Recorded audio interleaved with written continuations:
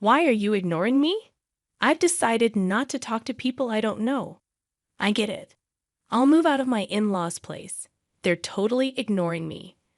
I expected it from my mother-in-law, but I never thought my father-in-law would treat me this way. There's a reason why my in-laws, who used to be nice, changed. It's because of my sister-in-law who doesn't like me. Ever since she came back home, our peaceful life together has been completely messed up. Don't expect me to regret it, okay? You think I'm gonna feel sorry about this? Think again, jerk. I packed my stuff and left my in-laws' house. And guess what? Just 3 days after I left, their house turned into chaos. I met my husband at work. He worked in sales and came to my office often, and I was the main person he dealt with. As we spent more time together in meetings and chats, I started to like him. He was caring and kind, tall and not necessarily conventionally handsome. But he had this charm about him. He was popular, but for some reason, he said he liked me, and we started going out. We talked about our families, and he told me about his parents and sister. I lost my parents in an accident when I was young and grew up in an orphanage. It was a big deal for me, but when we started dating, I told him about my past.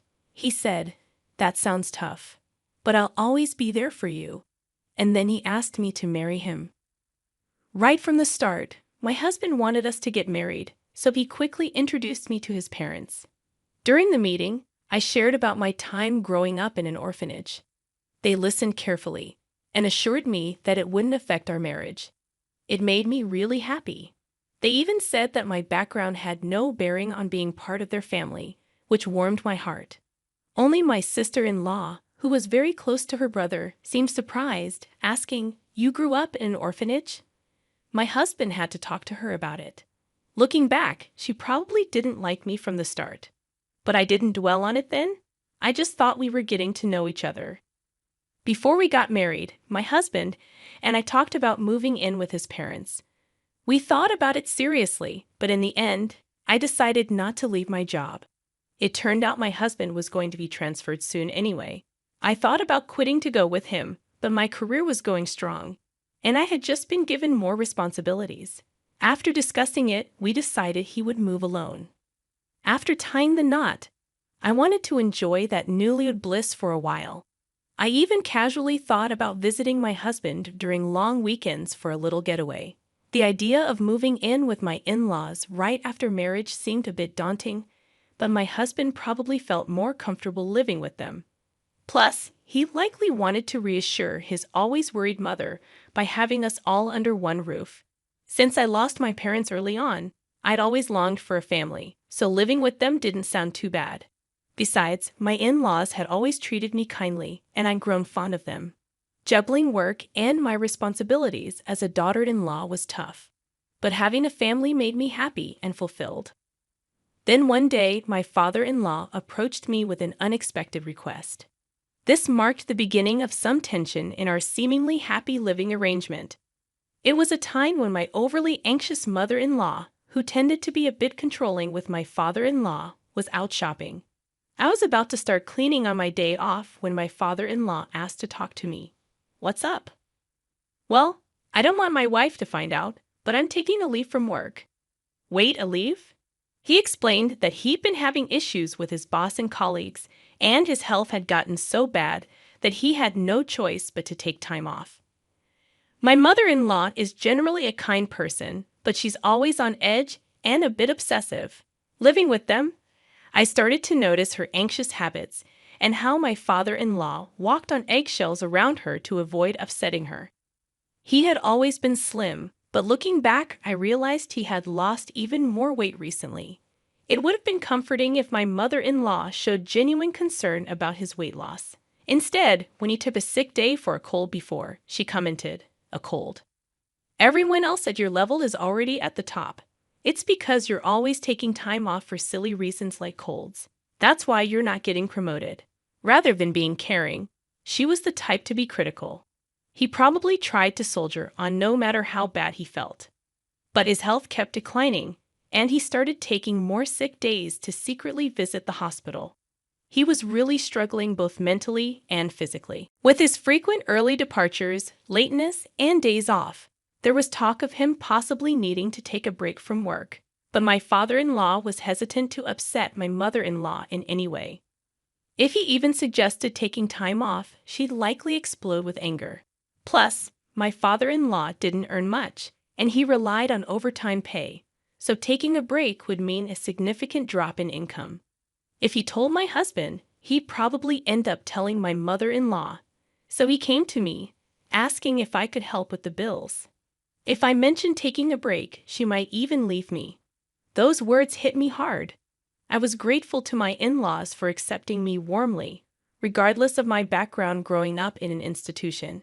Determined to be there for them, I decided to assist him during this tough period. I understand.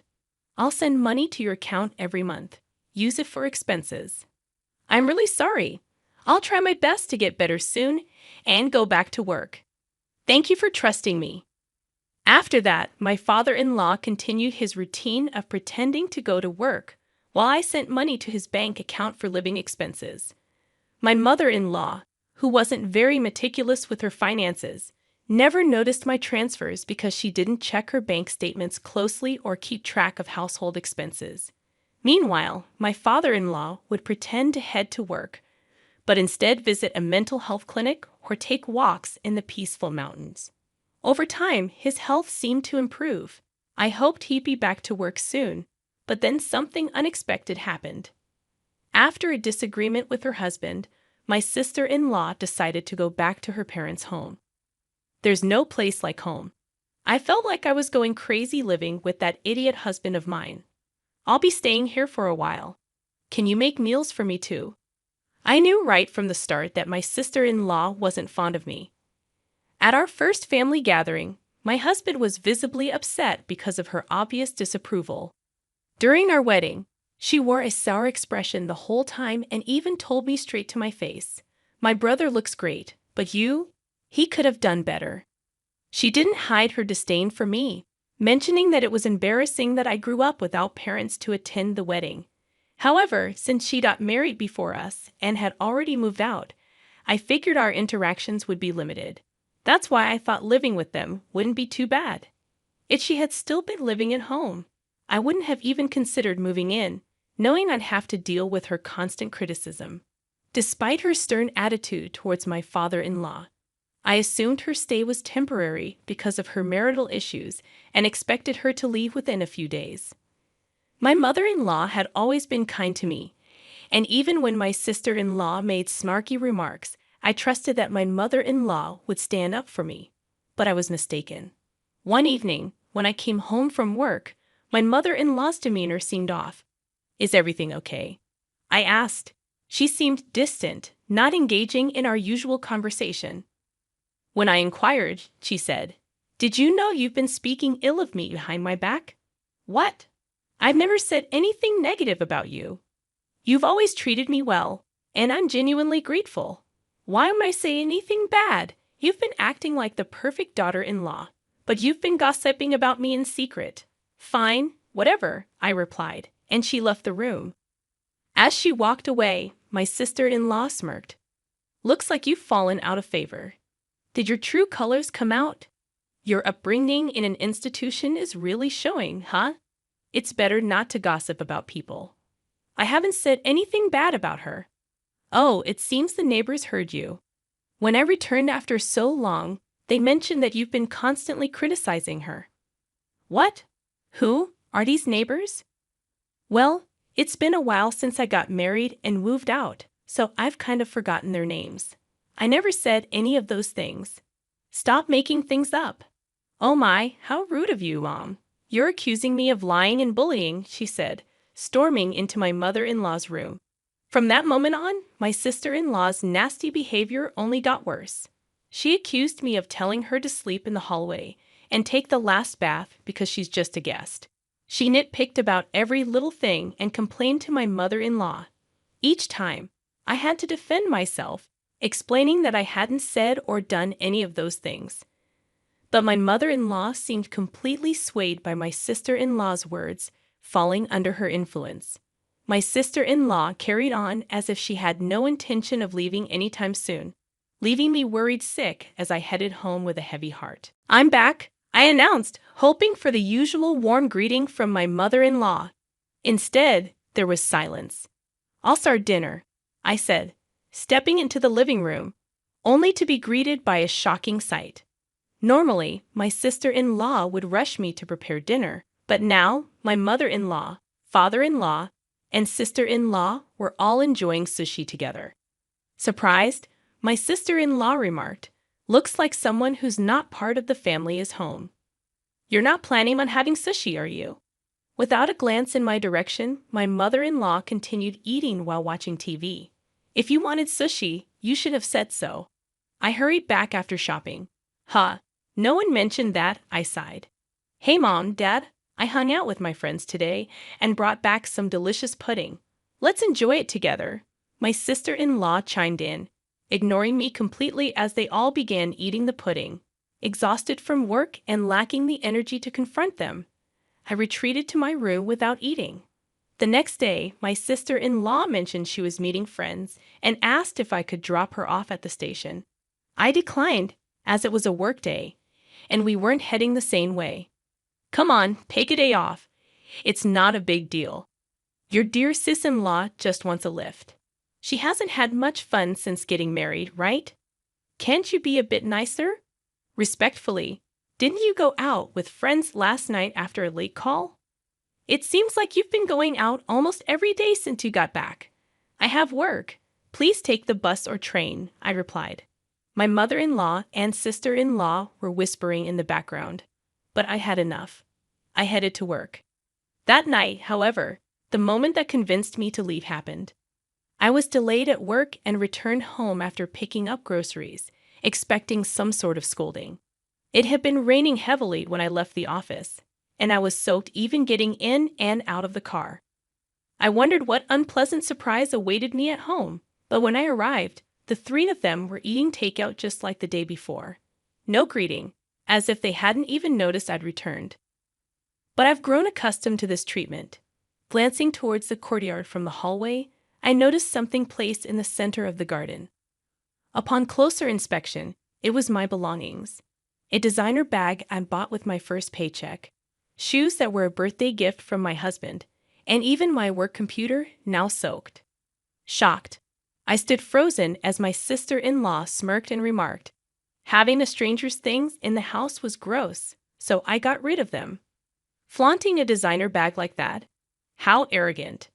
Neither of my in-laws said a word about her appalling behavior. Why didn't you intervene? What have I done to deserve this treatment? Do you truly believe her lies about me badmouthing and bullying her? Aren't you angry with her for what she did? My mother-in-law avoided eye contact, remaining silent. "Why won't you speak up? I can't talk to strangers. I can't be friendly with someone who isn't family," she finally replied, still refusing to acknowledge me. My sister-in-law grinned, waiting for my response. "And where's my father-in-law? I'm the one supporting him during his time off. I'm the one contributing to the household finances. Yes, I did it out of gratitude, but shouldn't he stand up for me now? Surely, he would be on my side." Hoping for some support, I looked to him, but you brushed past me without a word and retreated to his room. That was the final straw for me. "I've had enough. Are you upset?" "I'm sorry, but let's be honest. I never liked you from the start. What with your background growing up in an institution? Just don't regret this like I would loser." I gathered my belongings and prepared to leave immediately. Only my father-in-law seemed flustered, realizing he depended on me financially. Yet he made no attempt to stop me or defend me. I was utterly disillusioned by his indifference. I drove to my husband's distant work assignment, eager to leave the turmoil of my in-laws' house behind as soon as possible. Throughout the journey, I never once opened up to my husband about what had been happening. I doubted my mother-in-law had informed him about my sister-in-law's return. If he had known, he would have surely reached out to me, aware of the strained relationship between us. Yet my husband never mentioned anything about my sister-in-law in his calls or messages. While I didn't sense anything unusual in my husband's behavior, I couldn't shake the feeling that he might be influenced by her, fed lies about various matters. Even now, as I made my way to him, I couldn't shake the fear that he would treat me with the same indifference as the others. My heart ached with exhaustion, torn by suspicion even toward my husband, the person I trusted most. If he shared their mindset and attitude, perhaps divorce was the only solution. That's how deeply distressed I felt. When I arrived at his out-of-state apartment, he hadn't returned yet, likely caught up with end-of-month work obligations. As I waited, my husband energetically walked in, perhaps noticing the lights on. "What if I knew you were coming?" "I would have rushed home," he exclaimed. "What a pleasant surprise. Just seeing your face." His radiant smile immediately lifted my spirits. The relief of seeing him genuinely happy to see me, combined with the lingering humiliation from my in-laws' home, overwhelmed me, and I couldn't hold back the flood of emotions any longer. Tears streamed down my face as I broke down in his arms. "What's wrong? Did something happen? Please tell me," my husband implored, clearly unaware of the treatment I endured at his parents' home. Gathering myself, I knew I needed to explain everything to him clearly. I recounted the whole ordeal. How I'd been supporting his father financially, who had taken medical leave without informing his wife. How his sister had returned and poisoned his mother against me with lies. How they treated me as an outsider, ignored me, and left my belongings out in the rain, ruining them. Through tears and pauses, I laid it all out for him. Finally, I made it clear that I had no intention of ever going back to that house, and if he couldn't support me on this, I'd seek a divorce. My husband apologized for being too preoccupied with work and not checking in on me more often, expressing regret over his family's behavior toward me. "You don't have to go back there or even speak to them," he assured me. "Even if I were to forgive them, I'm cutting ties with my parents and sister." He also vowed to stop providing financial aid to his father. That night, I felt a weight lift off my shoulders. The tension dissolved, and I slept peacefully by his side. After leaving my in-laws' house, I never returned. While commuting from my husband's out-of-state location wasn't feasible, I had already discussed with my company the possibility of working remotely. Since my sister-in-law and mother-in-law had begun treating me harshly, my job didn't necessarily require me to be in the office all the time. Many of my colleagues and supervisors also worked remotely. Although I still needed to visit the office a few times a month, several colleagues lived even farther away, so transitioning to remote work wasn't an issue. I hadn't truly experienced married life since moving in with his family and dealing with my sister-in-law's bullying. But now we could finally live like newlyweds. As I was setting up my remote workstation, as expected, my sister-in-law contacted me. It turned out that the day after I left their house was the day my father-in-law was supposed to get paid. Usually, my mother-in-law withdrew a certain amount and transferred it to their household account on payday, but this time she couldn't. Of course not. Until now, I have been supplementing my father-in-law's reduced salary due to his time off, I thought. Upon checking their balance, my mother-in-law confronted him, and he confessed that I had been helping them financially. "Hey, why didn't you tell me you were covering the living expenses?" "He told me not to, saying he didn't want you to know, so I kept it a secret. Anyway, we're running out of money for living expenses, and there's no one to cook or do laundry. The room is a mess. As his wife, you need to come back and take care of these things and transfer money quickly." How heartless. I told you, didn't I? I don't regret this. I have no intention of going back to that house or continuing as your maid. Why should I help people who hate me, destroy my belongings, and treat me like this? Aren't you his wife? Without your help, we can't pay the electricity or gas bills. We can't even go shopping. That's why I said it. I'm an outsider, so it's none of my business, right? I hung up, ignoring my sister-in-law's ranting. Despite their relentless calls and messages, I continued to ignore my sister-in-law and mother-in-law. Even after my husband returned from work, they persisted in their attempts to contact us. When my husband finally answered, he firmly declared, "I'll never forgive you for how you treated her, and I'm never sending her back to you." I'm not coming back either. I don't consider you my family anymore. Stay away from my wife, or you'll regret it. Given my sister-in-law's affection for her brother and my mother-in-law's dependence on him, they were likely shocked by his words. A few days later, my father-in-law reached out, pleading for continued financial assistance. Despite their acceptance of me, a girl from an orphanage, into their family, I couldn't overlook their lack of support during my time of need, despite all the help I had provided. I don't owe them anything. Why should I help those who ignored me? I'll never assist you again, I firmly stated before ending the call. Subsequently, my persistent mother-in-law and sister-in-law audaciously appeared at my workplace. Anticipating trouble, I had informed my company beforehand and security was immediately alerted. They caused a scene, demanding that I send money back home. Upon hearing this, my husband insisted, report them to the police. My colleagues at work were supportive, expressing disbelief at my past living situation. Focus on your remote work, they encouraged. Meanwhile, the pressure from my mother-in-law and sister-in-law took a toll on my father-in-law's health, leading to his resignation. My sister-in-law attempted to return to her husband's family, only to be rejected due to her affair, which had been the original cause of their conflict.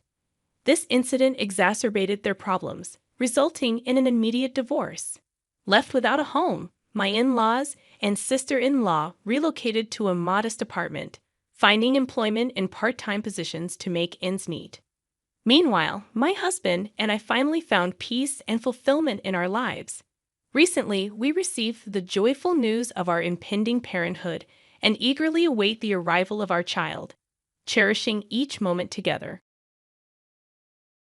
Hi everyone, I'm Ashley from Boston, and this is the story of how I rebuilt my life and how karma finally caught up with my mother.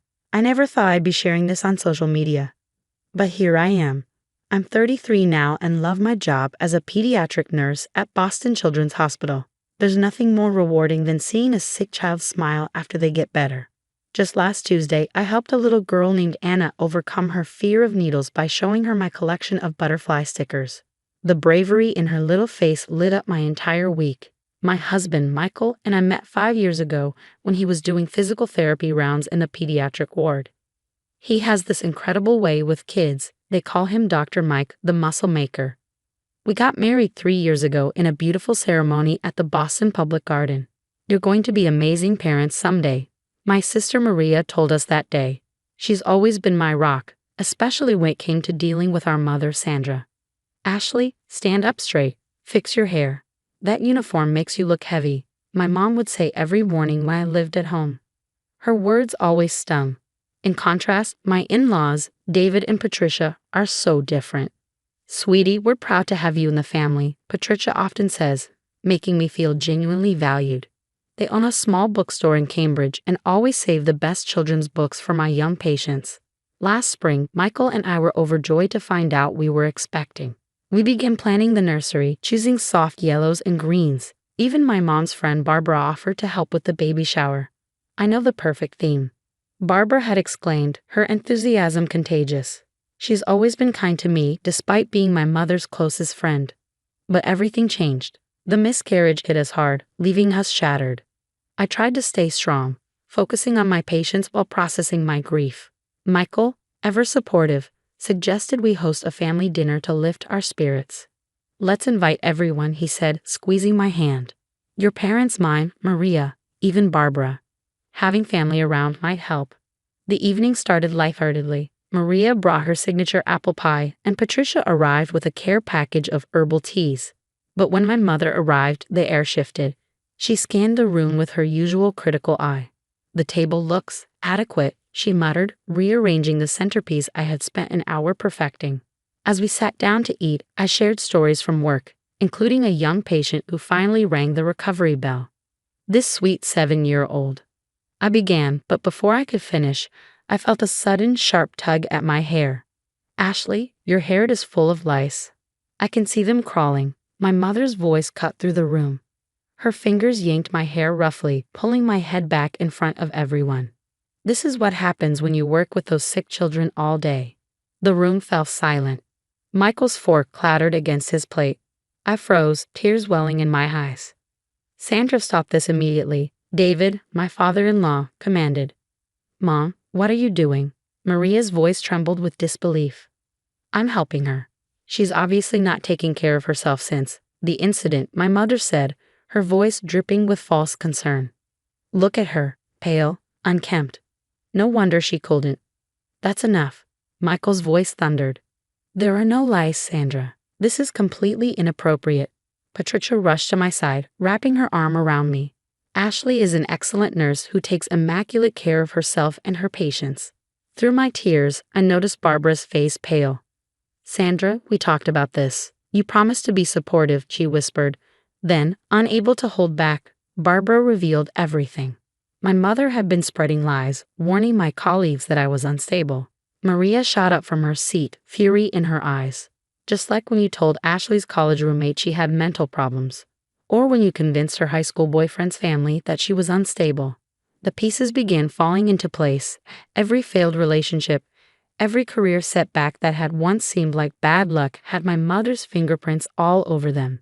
You need help, Ashley. You're clearly not coping well, my mother insisted, reaching for my hair again. Before she could touch me, Michael stepped between us. I think it's time for you to leave, Sandra, he said firmly.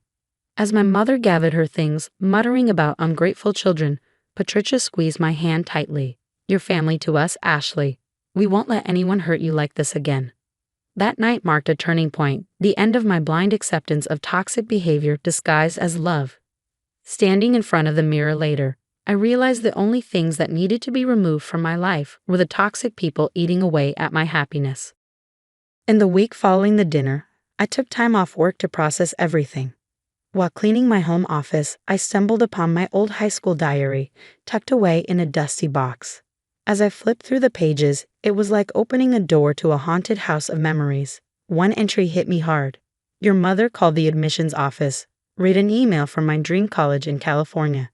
She expressed concerns about your ability to handle the program. I had forgotten about that. Despite my perfect grades, I was waitlisted and ended up at a local college instead. Just then, my phone buzzed. It was Barbara. Can we meet at Thinking Cup on Newbury Street? There's more you need to know. At the cafe, Barbara's hands trembled as she slid a folder across the table. I've been keeping records, she said. Your mother, she's been busy. Inside were printed emails, text screenshots, and handwritten notes. My mother had contacted my previous boss at Massachusetts General Hospital, claiming I was emotionally fragile. She told my ex-boyfriend's parents I had severe psychological issues. She even approached the principal at the school where I volunteered, suggesting I wasn't fit to be around children. Later, when I showed Maria the evidence at her apartment in Cambridge, she shook her head. She did the same to me. Remember that art scholarship I turned down? Mom told the committee I was copying other artists' work. My phone lit up with a text from Dr. Martinez, my supervisor. Ashley, we need to discuss some concerning calls we've received about your performance. My chest tightened, but this time I wasn't paralyzed. I immediately called Patricia, who served on the hospital board. Your mother has been spreading rumors, she confirmed. But don't worry, I've spoken with administration. They know exactly who she is now. As I sifted through more emails, I uncovered more damage. A rejected apartment application in Back Bay. Your reference raised concerns. A canceled speaking opportunity at a nursing conference. We've received troubling information about your background. That evening, Michael found me surrounded by papers in the living room. Look at this, he said, showing me his phone. I found Mom's old emails. She was writing to my parents for months before our wedding, trying to convince them you were wrong for me. He wrapped his arms around me, but we saw right through it. That's why Dad insisted on hosting so many family dinners to show you what real family support looks like. The next day, I started therapy with Dr. Thompson in Brookline. Boundaries aren't punishment, she explained. They're protection. I also joined a support group for people with toxic family members. During one session, a young woman shared how her mother sabotaged her art exhibition. Her story mirrored mine so closely that, for the first time, I felt truly understood. At our weekly sister lunch at Tat Bakery, Maria handed me her childhood diary, filled with eerily similar experiences. We're not alone anymore, Ashley, she said, and we never will be again. For the first time, I felt empowered. Each painful revelation was a step toward freedom. The pattern wasn't just emerging, it was breaking. And with it, my mother's power over my life was crumbling. Life has a funny way of balancing the scales. 6 months after setting boundaries, I was thriving at Boston Children's Hospital, my new pediatric care initiative, focusing on emotional support for long-term patients, caught the attention of hospital administration. During our morning meeting, Dr. Martinez made an announcement that left me speechless. "We'd like to promote you to head of pediatric patient care. Your dedication to these children is exactly what we need." The same week, my mother's carefully constructed world began to crumble. Her real estate business faced multiple complaints about unethical practices, and former clients came forward with evidence of fraudulent dealings. Surprisingly, it was all completely unrelated to my situation. "Did you hear about Sandra?" Barbara asked during our weekly coffee meet. "The Better Business Bureau is investigating her company. Apparently, she's been misleading elderly clients about property values." I focused on my work, channeling my energy into helping others. I launched a program called Healing Hearts at the hospital, connecting families dealing with childhood illnesses. Watching parents support each other reminded me of the power of genuine compassion. One afternoon, while organizing a charity drive for underprivileged patients, I received unexpected news. My mother had lost her position on the hospital board. Financial irregularities had been discovered in her committee's accounts. "Ashley, your new program is amazing," a young mother told me, tears in her eyes. "Having someone who understands what we're going through means everything." Around the same time, Michael and I discovered we were expecting again. This time, we kept the news private, sharing it only with our trusted inner circle. Maria organized a small celebration at her place, filled with genuine joy and support. Meanwhile, my mother's social circle was dissolving.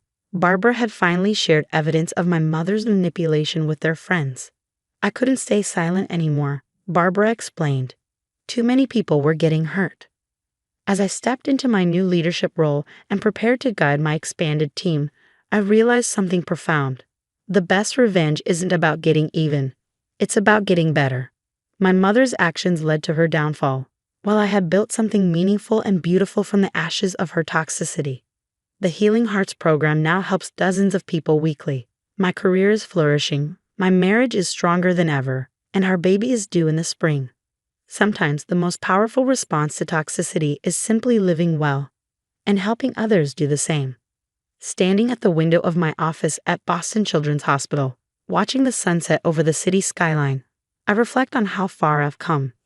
Healing Hearts has expanded to 3 other hospitals, and my support group has helped over 200 people rebuild their lives.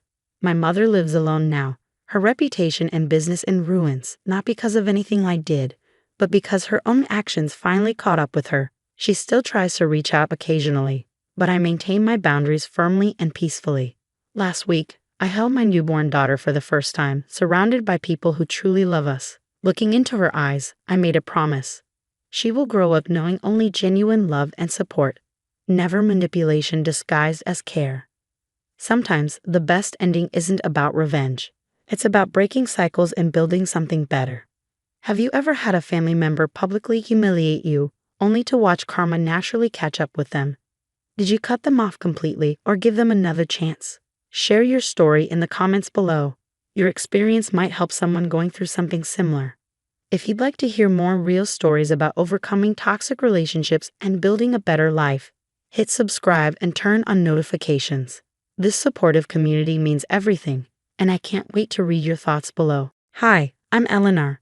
I'm 39, a nurse by day, and a full-time mom to 2 incredible, but absolutely exhausting -8-year-old twins, Alex and Sarah. Life's been a chaotic whirlwind lately, and honestly, I'm barely holding it together. It all started 2 weeks ago when my husband, Andrew, God rest his soul, was killed in a car accident. We had our issues, sure, but he was a good man and an even better father.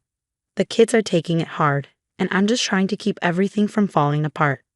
"Mommy, when's Daddy coming home?" Sarah asked the other day, her big blue eyes shimmering with unshed tears. My heart cracked into pieces right then and there. I knelt down and held her hands tightly. "Baby, remember. We talked about this. Daddy's gone to heaven. He can't come home, but he's always watching over us." She sniffled, nodding reluctantly, while Alex, always trying to play the tough guy, stomped off to his room. He didn't say a word, but I know he's hurting. He's just like his dad, bottling everything up and pretending he's okay. As if dealing with that loss wasn't enough, my mother, Vivian, has been breathing down my neck. She's 65, but the way she nitpicks and judges makes her seem a century older. Yesterday she barged into the house, unannounced, as usual, and immediately started her critique. Eleanor, dear, don't you think the children's hair is getting a bit unruly? They look like little ragamuffins. I bit my tongue so hard I tasted blood. Mom, they like their hair long. It's not hurting anyone. She sniffed dramatically, muttering something about proper appearance, before zeroing in on the laundry pile I hadn't gotten to yet.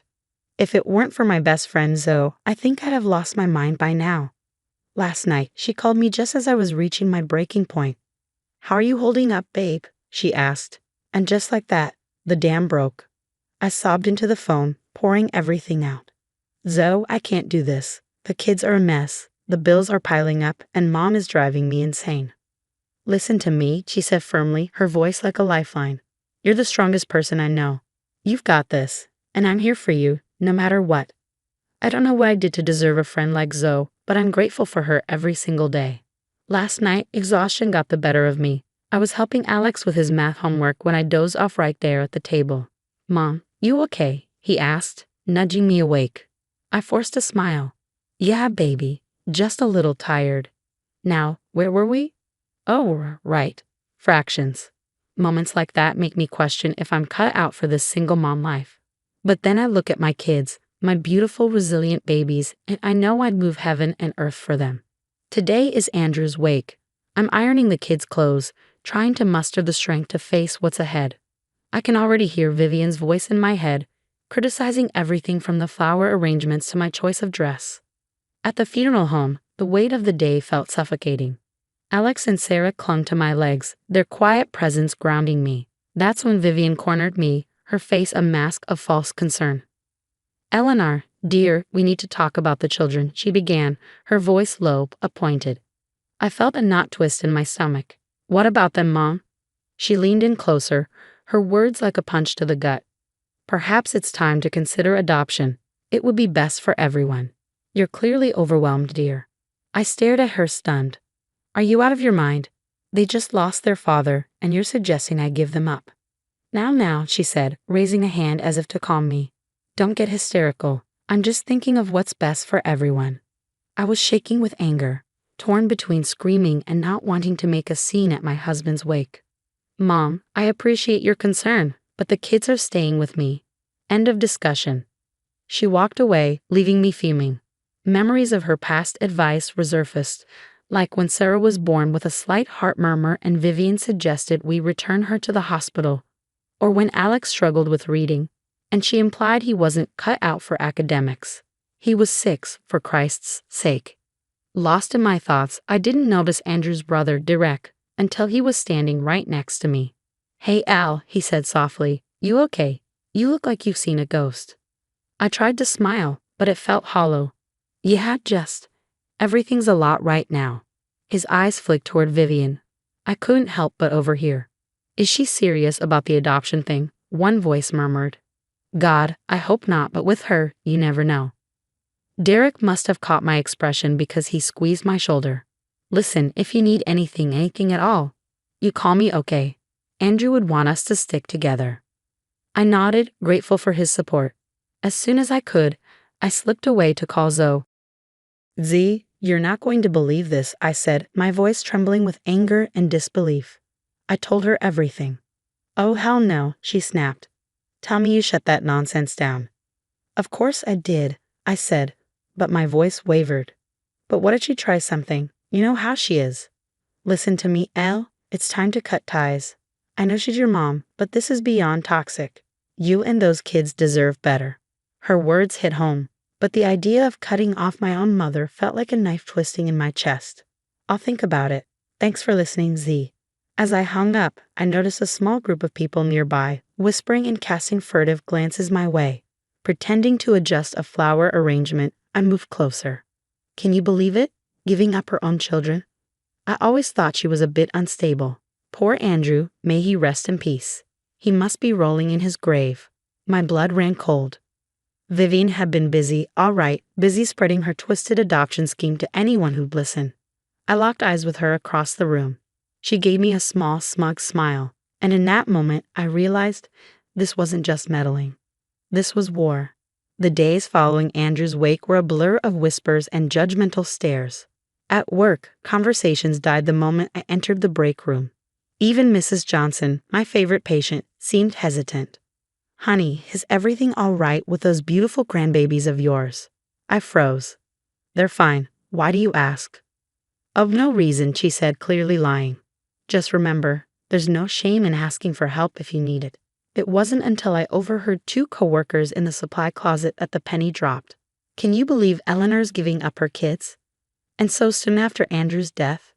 "I know, right? Always thought she was a little off. Guess she just couldn't hack it as a single mom."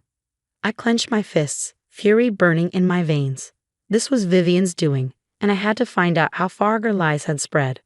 By asking subtle questions and piecing together the gossip, I uncovered the horrifying truth. Vivian had been painting me as an unfit mother to anyone who'd listen, from church ladies to the corner store clerk. She was systematically sabotaging me. Just when I thought things couldn't get worse, Derek called. "Elle, we need to talk. It's about Vivian."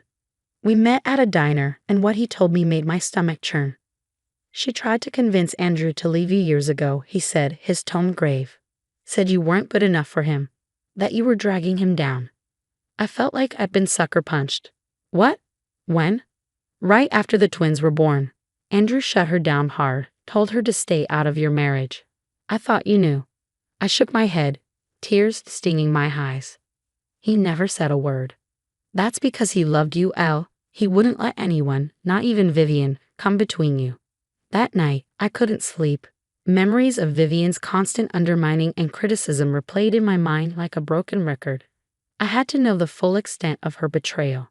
Acting on instinct, I drove to her house while she was at her book club. Using the spare key I knew she kept under a planter, I let myself in and began searching. I wasn't even sure what I was looking for until I found it. A leather-bound journal tucked away in her desk drawer.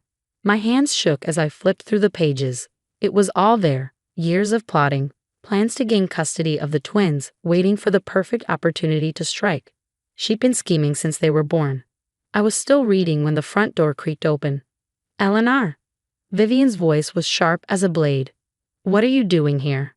I stood clutching the journal to my chest. "How could you, Mom? Your own daughter?" Her expression hardened. "You shouldn't be snooping through other people's things. And you shouldn't be trying to steal my children." I shot back, my voice trembling with fury. She scoffed. "Please, I'm trying to save them from you. You were never good enough for Andrew, and you're certainly not fit to raise those kids alone. That's not your decision to make." "Oh, but it is," she said, her tone icy. "I've already contacted Child Protective Services.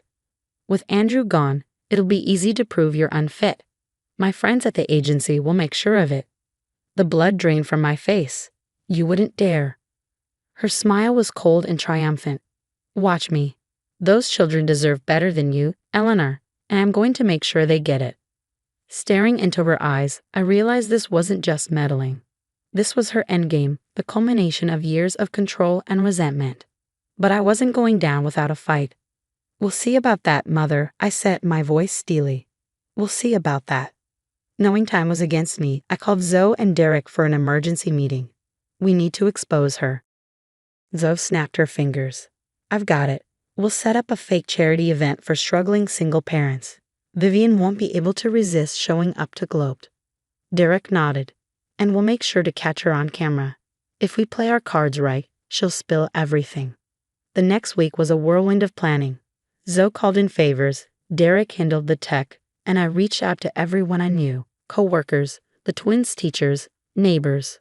The response was overwhelming, and by the night of the event, I was a bundle of nerves. Vivian arrived right on time, looking smug as ever. "Well, well," she said, her voice dripping with condescension. "I see you finally come to your senses about needing help." I forced a smile. "You were right, Mom. I can't do this alone." As we mingled, I introduced her to Sarah, a sympathetic social worker who was actually Zoe's cousin, equipped with a hidden camera. "Mrs. Thompson, I've heard so much about you, Sarah said warmly. Elle says you've been incredibly supportive. Vivian preened. Well, someone has to look out for those poor children. Eleanor means well, but she's just not cut out for single parenthood. Oh, how so? Sarah prompted, her voice tinged with curiosity. And just like that, Vivian began to spill every nasty thought and sinister scheme. I've been planning this for years. Those children deserve better than her. Once Child Protective Services steps in, I'll get custody. It's for the best, really. I watched, heart pounding, as Vivian dug herself deeper. She was so wrapped up in her gloating, she didn't notice the room falling silent or the curious stares turning into cold glares. And the best part, she continued, Eleanor has no idea. She actually thinks. Suddenly, Vivian turned, perhaps to gloat directly to my face.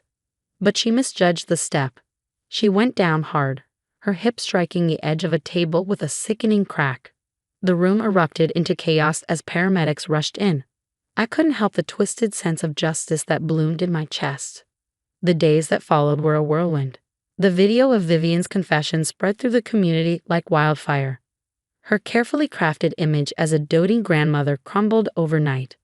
I visited her in the hospital, not out of concern, but to confront her one final time. How could you do this to me? Vivian rasped, her voice weak but filled with venom. Your own mother. I laughed, bitter and cold. Funny, I was about to ask you the same thing. You can't leave me like this, she pleaded, her eyes brimming with desperation. The doctor says I can't live alone anymore. You have to help me. I leaned in close, my voice low and firm. No, Vivian, I don't. You made your bed. Now lie in it. As I turned to leave, she called after me, her tone desperate. Where am I supposed to go? I paused at the door, a smile playing on my lips. I hear Sunny Pines Nursing Home has an opening. It's not much, but then again, neither are you. The weeks that followed felt like breaking through the surface after years of drowning. Without Vivian's toxic influence, Alex and Sarah began to flourish. Derek became a constant presence, the uncle they'd always needed. One evening, as we sat around the dinner table, me, the kids, Zoe, and Derek, Sarah looked up at me with her big blue eyes. Mom, are you happy now? I smiled, realizing that for the first time in years I truly was. Yeah, baby, I'm happy. As for Vivian, last I heard, she was settling into life at Sunny Pines, bitter and alone. Looking around the table at the faces of those I loved, I realized that sometimes the family you choose is stronger than the one you're born into. And me? I chose right. Your turn. If you were in Eleanor's shoes, would you have cut ties with Vivian sooner? Or would you have tried to salvage the relationship for the sake of family? How far is too far when it comes to toxic family members? Drop your thoughts in the comments below. I'd love to hear what you think. And if you enjoyed this story, don't forget to hit like and subscribe. Hi, I'm Emily, a pediatric nurse practitioner. Ever wondered what it feels like to be treated like Cinderella by your own family, minus the fairy godmother? What I'm about to share might make you question everything you think you know about family loyalty. It was 3:00 a.m., and I was fighting exhaustion after another grueling night shift. Charts for room 205 need updating. I muttered to myself, stifling a yawn. Then my phone buzzed. Mom again. Have you ordered the champagne for Amanda's engagement party? And don't forget to pick up her dress tomorrow, she demanded. Mom, I just worked 16 hours straight. Can't Amanda handle her own errands? Don't be selfish, Emily. This is your sister's big moment. Not everyone can own an art gallery by 25. Right? The art gallery our parents dumped $200,000 into while I worked night shifts, changing bedpans to pay for nursing school. The same parents who drained my college fund to pay for Amanda's first wedding. To some Miami con artists. Maya, my best friend, popped her head into the break room. Girl, you look dead. Another Amanda emergency. When isn't it? I groaned. Remember when she got that $500 prom dress while I wore her old homecoming gown? The one with the wine stain. Straight up criminal, Maya said with a knowing shake of her head. Dr. Chin interrupted us. Emily, excellent work on the Henderson case. You've got a natural gift for pediatric care. Thanks, Dr. Chin. I replied, grateful for even a shred of acknowledgement. Then my phone buzzed again. Amanda this time. Where are you? I need you to meet the wedding planner in an hour.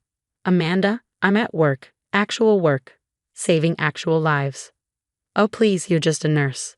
Some of us have real careers to manage. Daddy says you're being difficult about helping with the wedding. I gripped my phone tighter, anger bubbling beneath my exhaustion.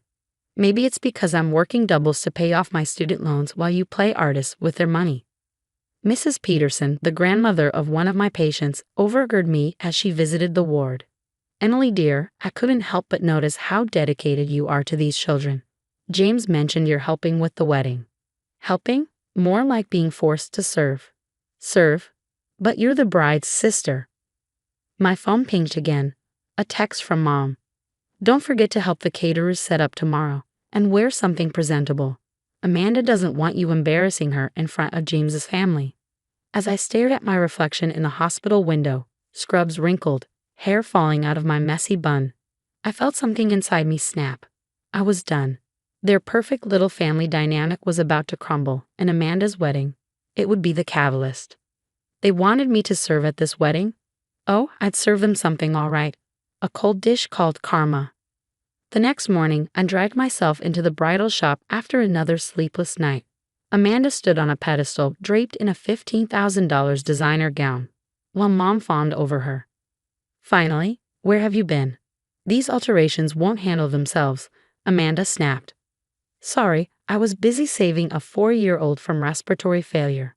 Oh please, anyone can hand out band-aids and take temperatures, she smirked, adjusting her veil. That's right, honey, Mom chimed in. Real success is owning your own business, like Amanda's gallery.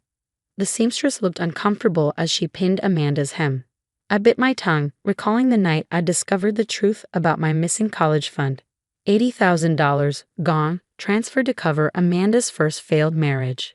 Speaking of money, Amanda chirped, James's cousin Emma is coming to the rehearsal dinner. She's some big shot at Metropolitan Hospital. My stomach twisted. Emma Wilson, the woman whose son I'd resuscitated last month. The rehearsal dinner was worse than I'd imagined. Dad stood, glass in hand, to make a toast. And a special thanks to my eldest, Emily, who will be helping our catering staff tonight. The room fell silent. Emma Wilson's fork clattered against her plate. Emily, the nurse practitioner who saved my Tommy's life? She's your daughter. Mom quickly plastered on a tight smile. Oh, Emily just loves helping out. Always happy to serve, aren't you, dear? I stood frozen, balancing a tray of appetizers. My white nursing shoes peeked out from under the black server's apron they forced me to wear. That's our Emily, Amanda said loudly, her laugh cutting through the room. Always playing servant. I guess some people just know their place. Emma pushed back her chair and stood abruptly. Their place? This woman performed CPR on my son for 6 minutes until his heart started beating again. She worked a double shift to monitor him personally. The room erupted into whispers. James's mother, Mrs. Peterson, stared at my parents in undisguised shock. I retreated to the kitchen, my hands trembling, only to hear Mom and Amanda's voices around the corner. Can you believe Emma? Making such a scene, as if running around with a stethoscope makes someone special, Amanda sneered. I know, darling, but we had to invite the hospital crowd. James's family insisted, Mom replied. Just think, after tomorrow's wedding, you'll never have to acknowledge your sister's embarrassing little career again. The tray slipped from my hands, shattering against the marble floor. As I stared at the broken shards, something inside me chattered too.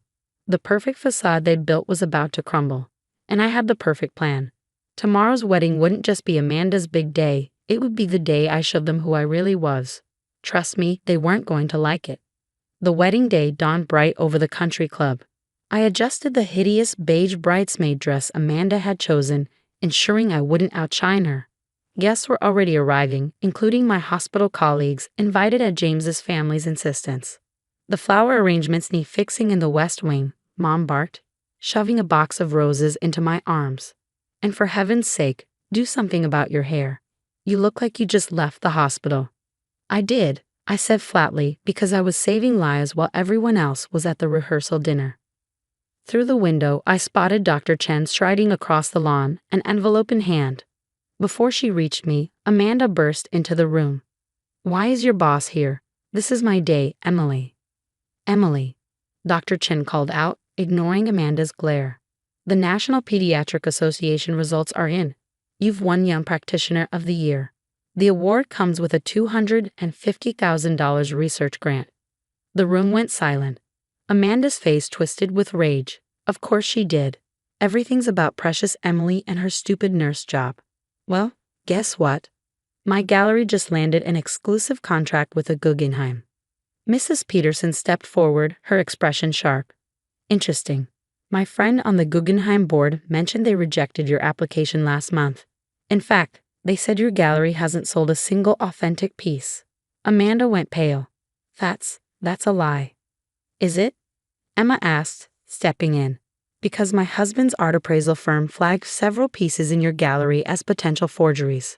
The wedding planner burst into the room, visibly distressed. Mrs. Peterson, the credit card for the final payment was declined. My father lunged for his phone, his face ashen. Amanda, what's going on with the gallery accounts? Nothing.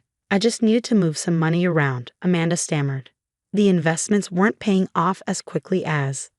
Investments? James appeared in the doorway, his expression cold.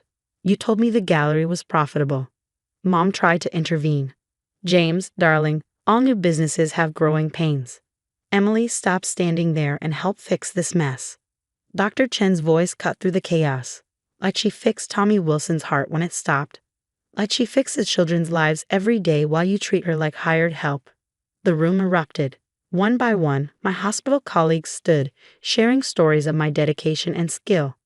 Mrs. Peterson revealed Amanda's attempts to bribe her son's real estate firm into falsifying gallery valuations. Through it all, I stood silent, watching their perfect world crumble. Years of lies, manipulation, and cruelty laid bare under the harsh light of truth. This wedding is over, James announced, removing his tie. And so is our engagement. As Amanda collapsed into theatrical sobs, I felt an overwhelming calm. This wasn't the end. It was just the beginning of their downfall. 6 months later, I sat in my new office at Metropolitan Children's Hospital, the Young Practitioner of the Year award framed on my wall. The morning paper lay on my desk. The headline read, Local Art Gallery Owner Faces Fraud Charges. Prominent Family's Reputation in Ruins. My phone buzzed. Another voicemail from Mom. Emily, please, we need to talk. The bank is foreclosing on the house. Your father's partners are pushing him out of the firm. Can't you tell the investigators it was all a misunderstanding? I deleted the message without responding. The investigation had revealed Amanda's gallery was a massive fraud scheme. Every exclusive piece was a forgery, and my parents had helped her fake the books to secure loans. Your 9 o'clock is here, my assistant announced. Mrs. Peterson and Emma entered, both now regular fixtures in my life. Emma, as the hospital administrator, had championed the new pediatric wing. My promotion to head of pediatric care had just been announced, with Mrs. Peterson's charitable foundation funding our department's expansion. As I admired the plans for the new wing, Emma handed me a newspaper, her lips curling into a smirk. Have you seen this? Amanda tried to flee to Miami. The FBI caught her at the airport. Karma's a fascinating thing, Mrs. Peterson added with a knowing smile. James sends his regards either way. His real estate firm is thriving without your family's toxic influence. Before I could respond, my office phone rang. The hospital's main line. Dr. Chen here. We have a critical case incoming, 4-year-old respiratory distress. I'm on my way. Grabbing my stethoscope, I hurried to the emergency room, purpose steadying my stride. But when I arrived, I froze. The patient was my cousin's daughter. My aunt stood beside her, tears streaming down her face. Emily, please, she begged. I know we've all treated you horribly, but she can't breathe. Her words pierced me, but I didn't hesitate. Professionalism took over as I focused on stabilizing her daughter. Hours later, the crisis passed. The child lay peacefully asleep, her breathing even. Thank you, my aunt whispered. Your mother, she's having a breakdown. The scandal, the financial ruin. She keeps saying she deserves it for how she treated you. She does deserve it, I replied, my tone calm and even. But that little girl didn't. That's the difference between them and me. That evening, Maya hosted a dinner party to celebrate my department's expansion. My real family surrounded me, Dr. Chen, Emma, Mrs. Peterson, and colleagues who had stood by me. To karma, justice, and choosing your own family, Dr. Chen said, raising her glass in a toast. As laughter and warmth filled the room, my phone buzzed one last time. Amanda's name lit up the screen, her call coming from jail. Without hesitation, I declined and turned off my phone. You know, Mrs. Peterson mused, swirling her glass of wine, sometimes the best revenge isn't about getting even. It's about rising so far above them, they can't touch you anymore. I looked around at the people who valued me for who I was, not what I could do for them. My parents had lost everything, their money, reputation, and social standing. Meanwhile, I had gained a life built on integrity and love. To real family, I said, raising my glass. As we celebrated, I felt no guilt, no regret. My parents had chosen their path, and I had chosen mine.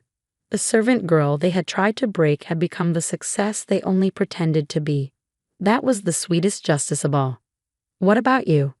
Have you ever faced the choice between forgiving toxic family members or cutting them off for your own peace? Emily chose to walk away, even after their downfall and attempts at reconciliation. If you were in her shoes, would you have given them another chance, or maintained firm boundaries like she did? How far should someone go to pursue justice against family members who have wronged them? Does complete separation truly heal, or does it leave wounds that never fully close?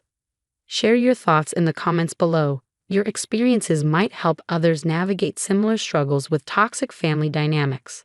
If this story resonated with you, don't forget to like, subscribe, and hit that notification bell for more real stories about standing up to toxic relationships and finding your true worth. Hi, I'm Anna Lauron. Revenge, it's best served with a side of exposed lies and a sprinkle of justice. As the morning sun warms my food truck, steam rises from my grandmother's signature coq au vin. My hands work instinctively, muscle memory honed from years spent by her side in our cozy French kitchen.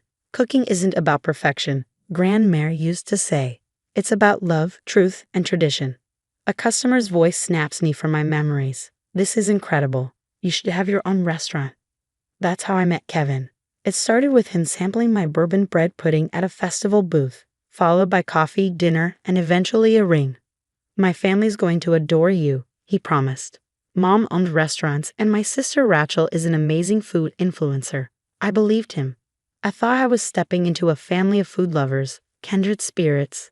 That illusion shattered the first dinner at the Morgan Mansion. Diana Morgan, Kevin's mother, scrutinized my every move like a hawk eyeing prey.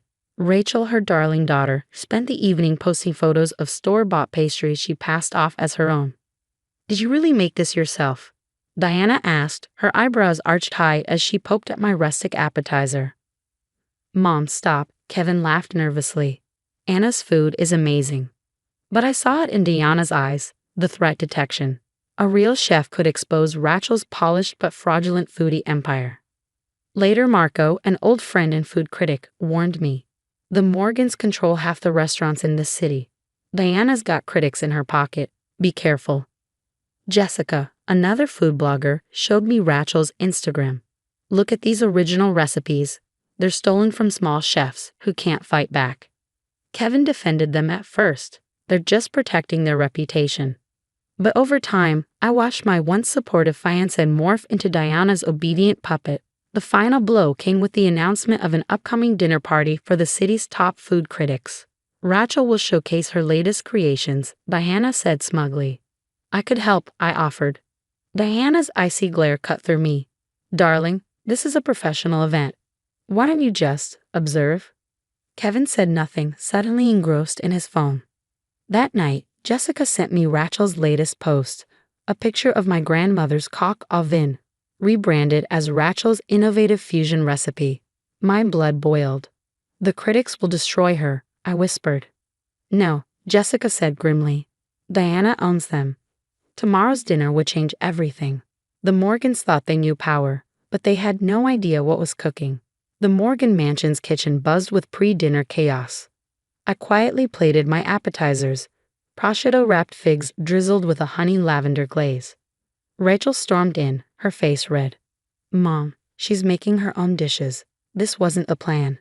Diana appeared, her expression thunderous. What is this? She snapped, eyeing my tray. Just a little something extra, I said innocently. The critics arrived early, gathering with Diana in a corner. I watched thick envelopes discreetly exchange hands. Divine as always, Rachel, one critic gushed over her store-bought pâté. Then my appetizers hit the floor. Whispers turned to murmurs, then genuine praise. Phones emerged to snap photos. "This is exquisite," a younger critic said. "Who made these?" Before Rachel could answer, an older critic spoke up. "This has Laurent finesse. Did you study under Madame Laurent in Paris?" "She was my grandmother," I said quietly. Diana's wine glass shattered against the marble floor. "You attention-seeking little snake," she hissed. "How dare you upstage Rachel?" Kevin appeared at her side. "Mom, maybe. Choose," Diana snapped. "Your wife's amateur hour or your family's legacy." Kevin wouldn't meet my eyes. Fighting tears, I fled to the garden. My phone buzzed. Rachel's Instagram, featuring my signature figs captioned as another original creation. Through the bathroom window, I overheard Diana and Rachel. "She's ruining everything," Rachel whined. "The food truck needs to go," Diana said coldly. "We have connections at the health department. Remember the Thai place that competed with Rachel's pop-up?" Sophia, the housekeeper, found me sitting among the roses. "You're not the first they've crushed," she said softly. "Rachel failed out of culinary school.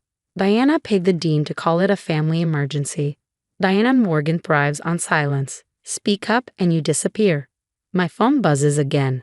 A headline from a local food blog. "Rising star chef Rachel Morgan stuns critics with innovative winter menu." I stifle a bitter laugh. The critics praised her overcooked salmon with standing ovations. Diana beamed. Kevin smirked at me, squeezing my shoulder just a little too hard. "Family knows best, babe," he whispered. "Stay in your lane." Across the room, the young critic who complimented my figs caught my eye and gave a subtle shake of his head. Fear. Diana's iron grip was on full display, her victory lap in motion. "Rachel inherited my culinary genius," Diana boasted. Her pointed glare added the unspoken. "Some people should stick to food trucks, if they last." The threat hung heavy as I slipped outside. Later, Sophia, the housekeeper, handed me a folder. "Why help me?" I asked. "They destroy my daughter's bakery," she said quietly. Diana blacklisted her into bankruptcy. Inside the folder, evidence of health code bribes, stolen recipes, and deliberate sabotage of competing restaurants. My phone buzzed again. Kevin's text was short and cruel. "Change the locks on your food truck storage unit. For the best, babe. Family meeting tomorrow about your future." I thought of Grandmare's words. In cooking, timing is everything. Diana thought she'd won. She thought she protected Rachel's fake empire, but she just handed me the key ingredient for revenge. Proof. The next morning, I played my part perfectly. Apologies. Smiles. Deference. Over coffee, Sophia slid more files into my lap while pretending to clean. Receipts for payoffs to health inspectors. Photos of filthy restaurant kitchens.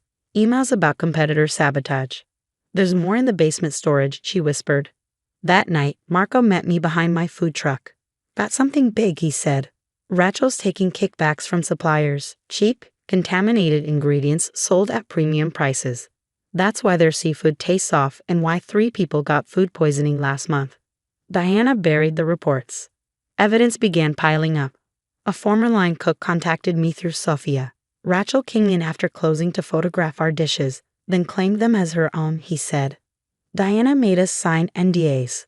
Hidden phone recordings captured family meetings. Diana snapped, "Handle it." When Kevin mentioned health inspectors asking questions about shellfish. "Like you handled that Vietnamese place downtown?" he asked. "Already done," Diana said coldly. "Fire accident scheduled for next week." Rachel whined. "That new fusion place is stealing my customers." "Don't worry, princess," Diana soothed. "Their pipes might have an unfortunate leak soon." I stayed in character, the perfect, defeated wife. "You're right, Kevin," I said. "I should learn from Rachel." He bought it completely. "Finally, Mom will be so pleased." More evidence poured in. Financial records revealed payments to nearly every major food critic in town. Former employees shared stories.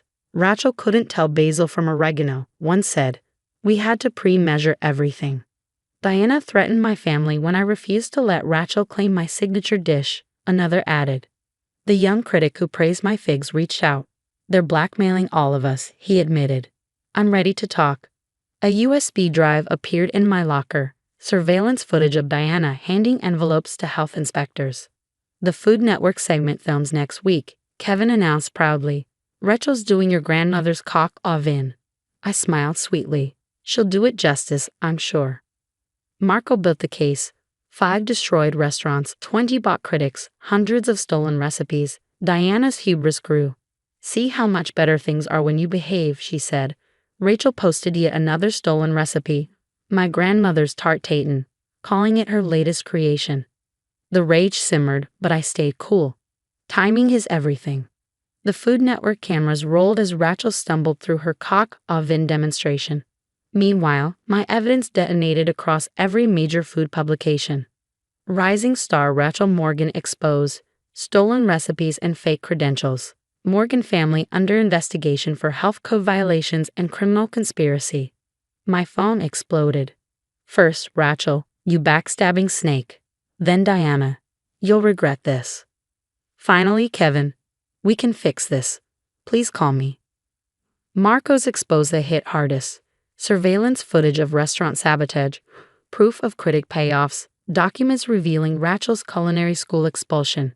The Food Network segment shifted to breaking news coverage as Rachel crumbled on live TV. When asked about the stolen recipes, I didn't hesitate. Those Vietnamese restaurant owners you burned out? I texted Kevin, along with every chef whose recipes Rachel had swiped. They're suing, I added. Health inspectors swarmed the Morgan family restaurants, real ones this time, not Diana's puppets. The violations? They went on longer than Rachel's fake recipe book. Morgan family restaurants shut down amid a health crisis. Social media star Rachel Morgan watched as her follower count plummeted 80%. The bot networks exposed. 5 years flashed by. My food truck, a tribute to Grand Mayor's legacy, became a sensation. Authentic food, real reviews. Diana's empire crumbled, piece by piece, as their restaurants were sold off to cover the mounting lawsuits. Rachel's cookbook deal, canceled. Her influencer career, dead.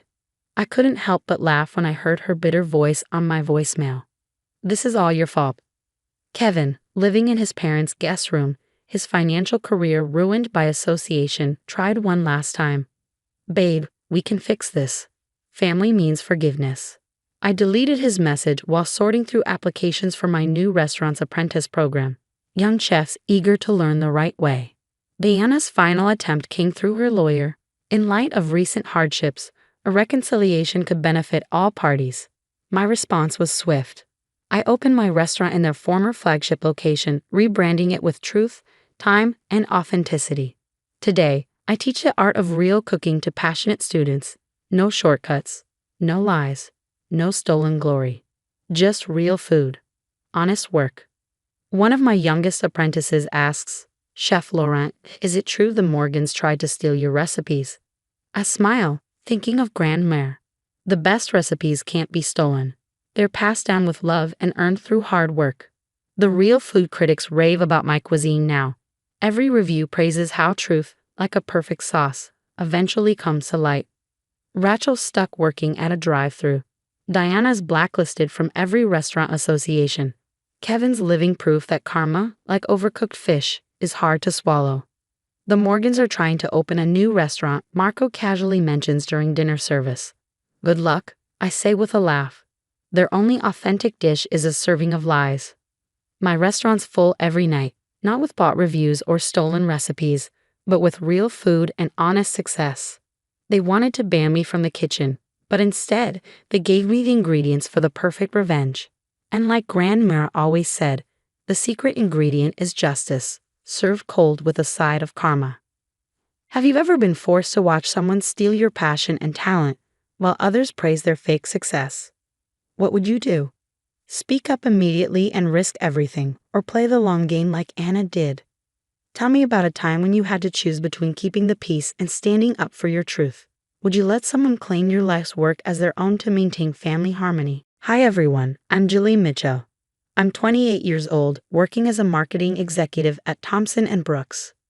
Today, I want to share how my mother-in-law, Patricia, turned what should have been the happiest moments of my life into an ongoing nightmare. My husband, Mark, and I had been together for 3 years before tying the knot. Our love story was perfect until wedding planning began and Patricia's true colors emerged. I'll never forget the day at the bridal shop. I stood in front of the mirror, admiring my dream dress, while my mom, Linda, beamed with pride, her eyes glistening with happy tears. "Darling, are you sure about that dress?" Patricia's sharp tone sliced through the moment. "It's a bit common. We Montgomerys have certain standards to maintain." My mom's radiant smile faltered, but she quickly squeezed my hand. "The dress is beautiful, Julie. You look stunning," she reassured me. Patricia smirked. "Well, Linda, I suppose you wouldn't understand the expectations of our social circle." That was just the beginning. After Mark and I got married, Patricia made a habit of showing up unannounced at our house. She'd rearrange furniture, claiming, "Mark always loved the paintings arranged this way when he was growing up. A wife should know these things." Thankfully, my best friend, Rachel, was there to support me. She witnessed Patricia's antics firsthand. "Your MIL is completely unhinged," Rachel said after Patricia cornered her at our housewarming party to interrogate her about my past relationships. Even Mark's sister, Emma, noticed the tension. Over coffee one afternoon, she confided, "Julie, Mom's always been like this. She drove away Mark's college girlfriend, too. She doesn't think anyone is good enough for her precious son." Things escalated when I announced my pregnancy. Patricia's enthusiasm was a facade for her controlling nature. "Oh, sweetheart, finally, a grandchild," she exclaimed. "Now I've already planned the nursery. Sage green walls, none of that awful yellow you mentioned." "Patricia, we've already decided on the design," I said firmly. "My dear," she replied with a patronizing smile. I raised Mark. "I think I know what's best for my grandchild." My mom tried to help by bringing over home-cooked meals and offering genuine support, but Patricia constantly undermined her efforts. "Linda, dear, shouldn't you focus on your own life instead of hovering?" "Julie has me now," she quipped one evening. The breaking point came during my baby shower. Patricia hijacked the planning, even though Rachel was the organizer. "This isn't some backyard barbecue," she scoffed. "My friends from the hospital board will be attending." She invited her entire social circle but accidentally left my mom off the guest list. Emma secretly showed me the original list, where my mom's name had been crossed out. Furious, I confronted Mark that night. "Your mother deliberately excluded my mom from the shower." "Babe, I'm sure it was just an oversight," Mark said, his tone pleading. "You know how busy she's been with the planning." Little did I know, the real storm was yet to come. The day I went into labor was supposed to be a moment of joy, but it turned into chaos. My contractions started during a quiet dinner with Mark. As we rushed to the hospital, Mark called our families. Within an hour, both my mom and Patricia arrived. Patricia barged into my room, clad in a designer suit. "I'll be in the delivery room," she announced. "As head of the hospital board, I have certain privileges." Struggling through the pain, I managed to say, "Actually, I want my mom with me." "Don't be ridiculous, Julie. Linda doesn't have the social standing to handle such a delicate situation." Patricia snapped. My mom, who had been quietly arranging my comfort items, finally spoke up. "This isn't about social standing. It's about Julie's comfort." Patricia's face twisted with indignation. "Security," she shrieked, pressing the emergency button. "This woman is harassing my daughter-in-law." Two security guards rushed in as Patricia put on her best concerned act.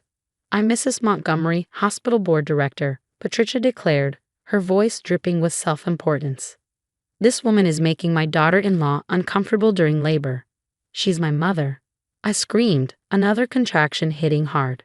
The commotion drew Jenny, my nurse, into the room. Jenny had been thoroughly briefed on my birth plan. "Mrs. Montgomery," she said calmly, "I have copies of the approved delivery room list. Linda Mitchell is specifically listed as the primary support person." Patricia wasn't done. She pulled out her phone and began pacing. "I'm calling Dr. Richardson right now. This is unacceptable." Before I could respond, Emma burst into the room, her face flushed with anger. "Mom, stop it. I recorded everything you said at the baby shower about planning this." "You did what?" Patricia froze, her face draining of color. "Yeah," Emma replied, holding up her phone, "including how you bragged to your friends about making sure that woman wouldn't be anywhere near your grandchild's birth." The security guards exchanged uneasy glances, clearly realizing they'd been manipulated. At that moment, Rachel arrived, her phone in hand. "Oh, Patricia," she said with a sharp smile. "Want me to share those texts where you schemed to ban Linda from the hospital?" Mark finally found his voice. "Mother, leave. Now." "But darling, I'm only trying to protect." "Get out," I screamed, my voice cracking from pain and fury. The look on Patricia's face as the same security guards escorted her out was priceless. But, of course, she couldn't resist a parting shot. "Mark, your father will hear about this. The family name. The family name you married into." Emma cut in with a smirk. "Dad already knows. Who do you think gave me the idea to record you?" As Patricia's heels clicked away down the hall, my mom quietly took her place beside me, holding my hand. Mark stood beside us, looking shaken. "I'm so sorry, Julie. I had no idea she'd go this far." Rachel was already typing furiously on her phone. "Oh, the hospital board is definitely hearing about this abuse of power." Emma stayed behind, showing the nurse her recordings as evidence. But the truth about Patricia was just beginning to unravel. The days after my daughter Lily's birth should have been pure joy. Instead, Patricia's actions unleashed a storm. While I recovered in the hospital, her carefully crafted social facade began to crumble. "You won't believe what I found." Emma burst into my room one afternoon, clutching her laptop. "Mom's been embezzling from a hospital charity fund. She's been taking credit for donations she never made." Mark sank into a chair, his face pale. "There's more. Dad called this morning. Apparently, she's been forging his signatures on charity documents for years." Nurse Jenny popped her head in. "Mrs. Mitchell, several board members want to speak with you about Mrs. Montgomery's behavior. They're concerned about similar incidents with other patients." Rachel stormed in next, waving her phone. "That witch has been spreading rumors about you at Mark's office parties. Jessica from accounting just sent me screenshots. Patricia told everyone you trapped Mark with the pregnancy." "She what?" Mark's face turned red. "That explains why Johnson's wife was giving Julie weird looks at the company picnic." My mom, who just brought in soup, sighed. "That explains the country club incident. Remember when those ladies canceled our spa day?" Emma pulled out her phone. "Listen to this." She played a recording, and Patricia's familiar, smug voice filled the room. "Of course I called security on her mother. We can't have someone from that background causing scenes in my hospital. I've got plans for my granddaughter, and they don't include mixing with the wrong sort." "When did she say this?" I asked, cradling Lily closer. "Yesterday at her weekly bridge club," Emma replied. "Right before she bragged about driving away Mark's college girlfriend by spreading rumors about drug use." Mark's phone buzzed. He glanced at the screen. "It's Dad." Answering, he listened intently before hanging up. "He's frozen her access to the family accounts. The charity board is meeting tomorrow. It's bad." The door opened and Patricia stepped in. Her eyes were red, and her composure was gone. "Julie, Mark, please, I can explain everything. Those recordings are taken out of context." "Emma, how could you betray your own mother?" "Save it," Emma snapped. "Dad knows about Catherine, too." Mark frowned. "Catherine?" "Your high school girlfriend, honey. The one who cheated on you? Mom paid some guy to pretend to be her secret boyfriend." Patricia's shoulders sagged. "I did it all for you, Mark. These women weren't good enough." "Mother," Mark interrupted coldly. "We'll let the board handle this." Patricia turned to leave, but Rachel smirked. "Wait till she finds out what's coming next. The charity board meeting isn't the only surprise heading her way." I looked down at Lily, sleeping peacefully. "Sometimes karma needs a little help," I whispered. 6 months later, karma truly outdid itself. While I sat in my office, celebrating a major promotion at Thompson & Brooks, Patricia's life had unraveled. "Did you see Patricia at the grocery store?" Rachel texted me. She was arguing about her credit card being declined. After the hospital board uncovered her charity fraud, Patricia lost everything. She was fired, demanded to repay stolen funds, and ostracized from her social circle. The designer clothes, country club membership, all of it had been built on lies. The look on Patricia's face when James, Mark's father, announced their divorce at the country club brunch was unforgettable, or so Emma told me over coffee. Right there, in front of all her precious social circle, James made it clear why. The prenup Patricia had long forgotten about included a moral conduct clause, and she'd violated it spectacularly. She lost everything: The mansion, the summer house, even her beloved Mercedes. Patricia, who once lorded her wealth over everyone, was left with nothing. Last month, during Lily's first birthday party, the fallout continued. Emma handed me a glass of wine, a sly grin on her face. Remember that investment group Patricia was always bragging about? I nodded. Turns out she was running a mini Ponzi scheme with her friends' money. Now they're all suing her. The revelation made me laugh, not out of cruelty, but at the sheer poetic justice. Mark, bouncing Lily on his knee, chimed in. Honey, your mother's been calling again. Oh, she's living in that tiny apartment on the east side now, he said. The same neighborhood she once called questionable when your mom lived there. I couldn't help but smile at the irony. Speaking of my mom, she's thriving. After everything Patricia put her through, James hired her to manage his new charitable foundation. She's shining in her new role, and the same women who once looked down on her now scramble for her approval. Please tell your mother we'd love her input on the Children's Hospital fundraiser. They simper when they see me. Even Rachel couldn't help but laugh. Karma really is creative, she said over lunch last week. Patricia, of course, tried one last time. I ran into her at the supermarket, looking far from the polished socialite she once was. She clutched a knockoff designer purse, her mascara smudged and desperation etched across her face. Julie, please, she begged. I've changed. I've learned my lesson. Let me see my granddaughter. Like you let my mom see me in the delivery room? I asked, my voice calm but firm. She stood there, rain-soaked from the storm outside. I'm sleeping on my sister's couch. Everything I built. You mean everything you stole and lied about, I interrupted. Goodbye, Patricia, now and forever. We don't need you in our family anymore. These days, Emma keeps me updated on Patricia's downfall. She's working as a sales clerk at the same department store where she used to spend thousands on clothes. Apparently, she can barely afford her phone bill now. Meanwhile, Lily is thriving, a beautiful and happy baby surrounded by people who love her. Mark's relationship with his father has never been better. And our family, the real one, is stronger than ever. Yesterday, I drove past Patricia standing at a bus stop in the rain. For a moment, I considered stopping, but then her words from years ago echoed in my mind. We Montgomery have certain standards to maintain. Well, Patricia, I've maintained my standards, integrity, honesty, and love for my family. And look who's standing in the rain now. As for me, I'm sitting in my new corner office, looking at Lily's picture on my desk. Life has never been better. Sometimes the best revenge isn't what you do to toxic people, it's living your best life while they drown in the consequences of their own actions. Hi, everyone. I'm Amanda Kevin, a 29-year-old marketing executive passionate about helping people recognize and escape manipulative relationships. If love is blind, I was practically stumbling around in pitch darkness when I married my college sweetheart, David Foster, 3 years ago. On the surface, everything was perfect. David's booming law career, our beautiful suburban home, and dreams of starting a family. But lurking behind the picturesque facade was a storm named Amy Foster, my mother-in-law. Darling, the centerpiece you chose for Sunday dinner was interesting, Amy would comment, her wine glass poised elegantly. But I suppose that's what one might expect from someone with your background.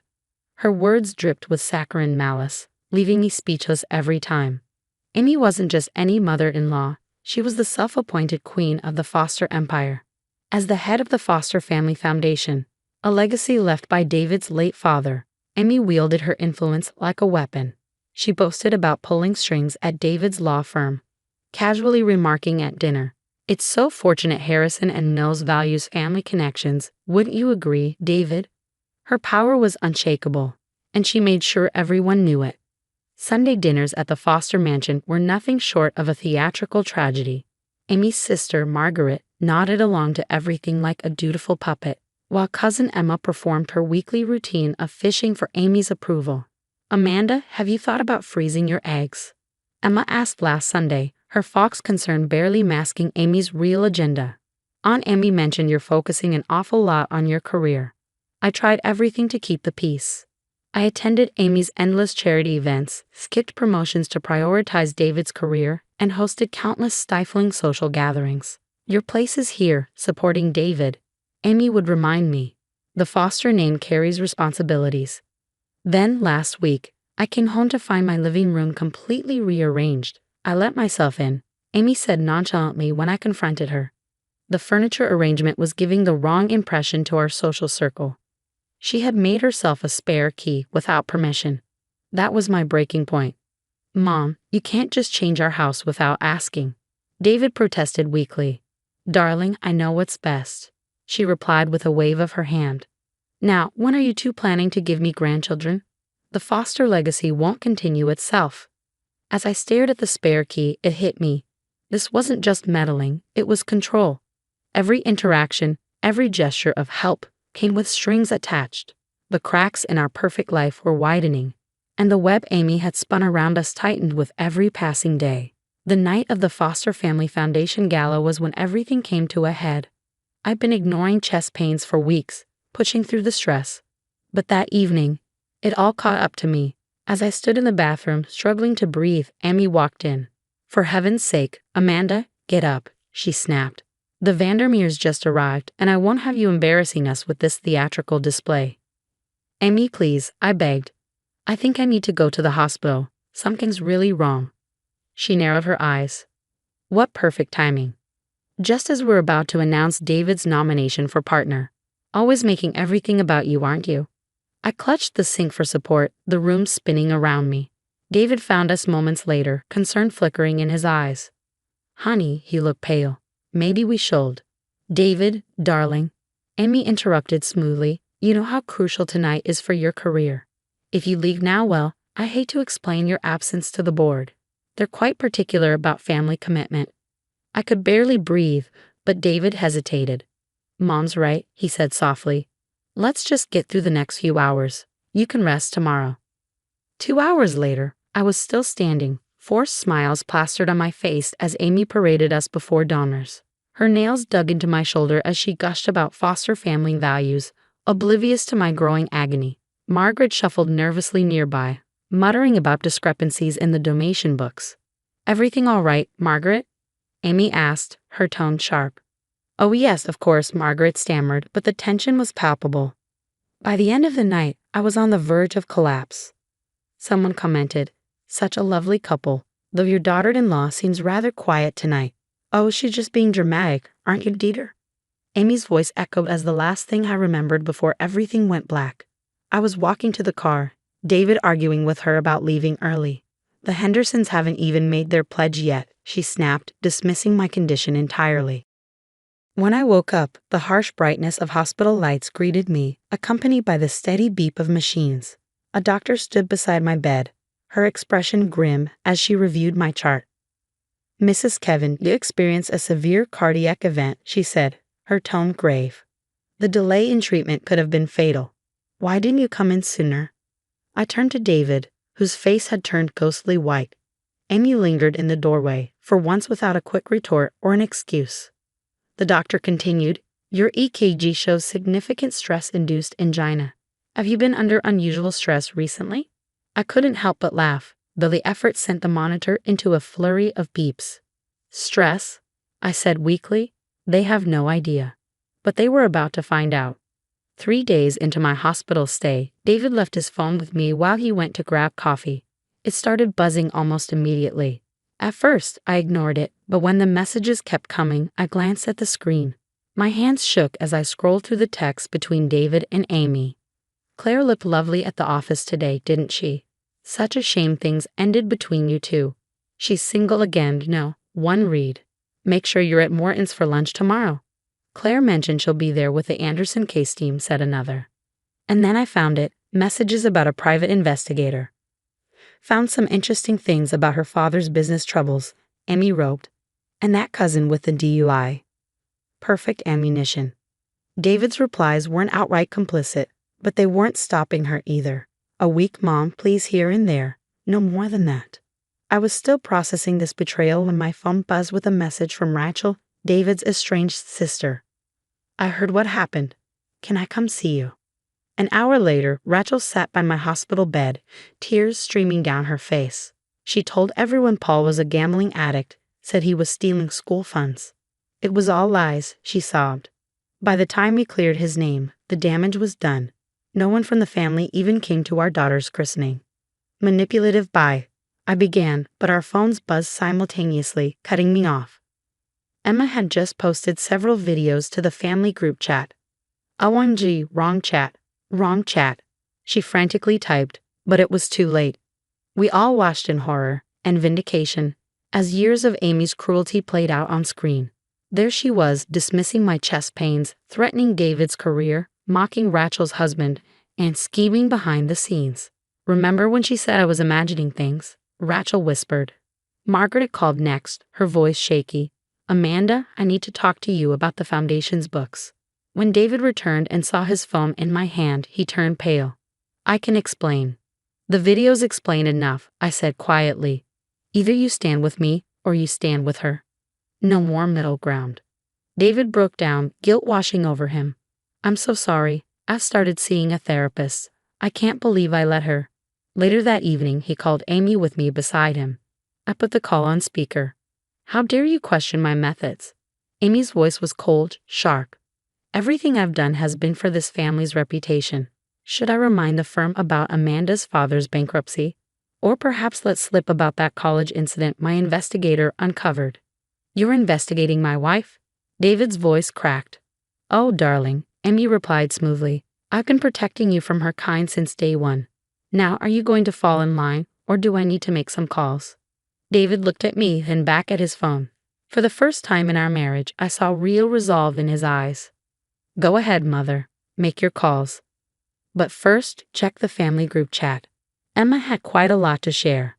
Amy was all fake smiles and poise at the emergency family meeting, her designer suit impeccable. I'd like to apologize for any misunderstandings, she began, her tone dripping with insincerity. We all say things in the heat of the moment. Save it, I interrupted, slapping a thick folder onto the table. Margaret, would you like to explain these financial records?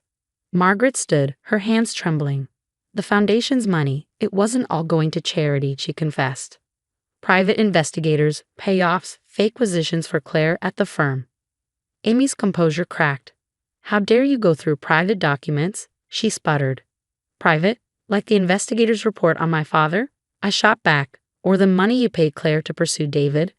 The board meeting that followed was nothing short of poetic justice. Rachel's anonymous tip had prompted an exhaustive audit of the Foundation's records. With every revelation, Amy's complexion grew paler, her mask of control slipping further. $50,000 to discredit a kindergarten teacher, one incredulous board member asked. Rachel leaned forward, her voice steady. That's what she spent to try and destroy my husband and me. 2 weeks later, the headlines delivered their own brand of satisfaction. Prominent socialite charged with embezzlement. David's firm wasted no time severing ties with the scandal. His boss even said, We're announcing your partnership early, David. As for Claire, she accepted a quiet reassignment to their Seattle office. Her ambitions no longer aligned with Amy's schemes. The social fallout was swift and merciless. Emma's videos went viral, circulating whispers of Amy's cruel behavior. Did you see how she treated her daughters-in-law? Became a recurring refrain in social circles that once idolized her. Margaret, now visibly freer, shared coffee with Rachel one afternoon. I'm so sorry, she admitted. I've started therapy. I should have spoken up years ago. Under Rachel's leadership, the Foundation found new purpose. Our first major act, a scholarship program for teachers, a pointed yet uplifting dig at Amy's elitism. David and I moved across town to a house filled with light and laughter, new phone numbers, a fresh start. Therapy wasn't easy, but it was worth every hard conversation.